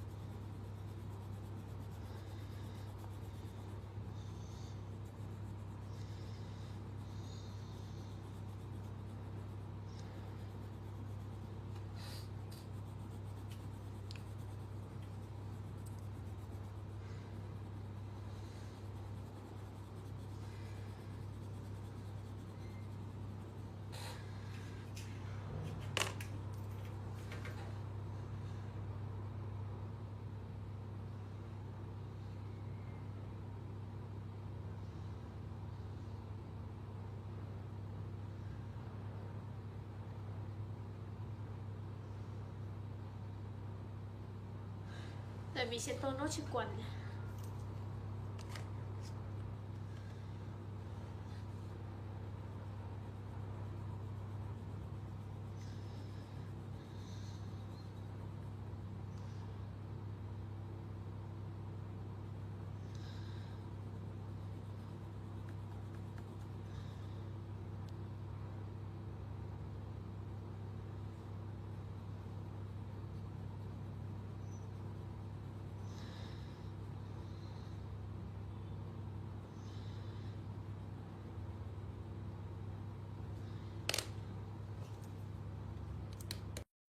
Như vậy là mình cũng đã hoàn thiện xong cho bức tranh rồi. Đây chính là bức tranh của mình sau khi đã được hoàn thiện nha. Cảm ơn mọi người đã cùng mình theo dõi. Xin chào và hẹn gặp lại nhé.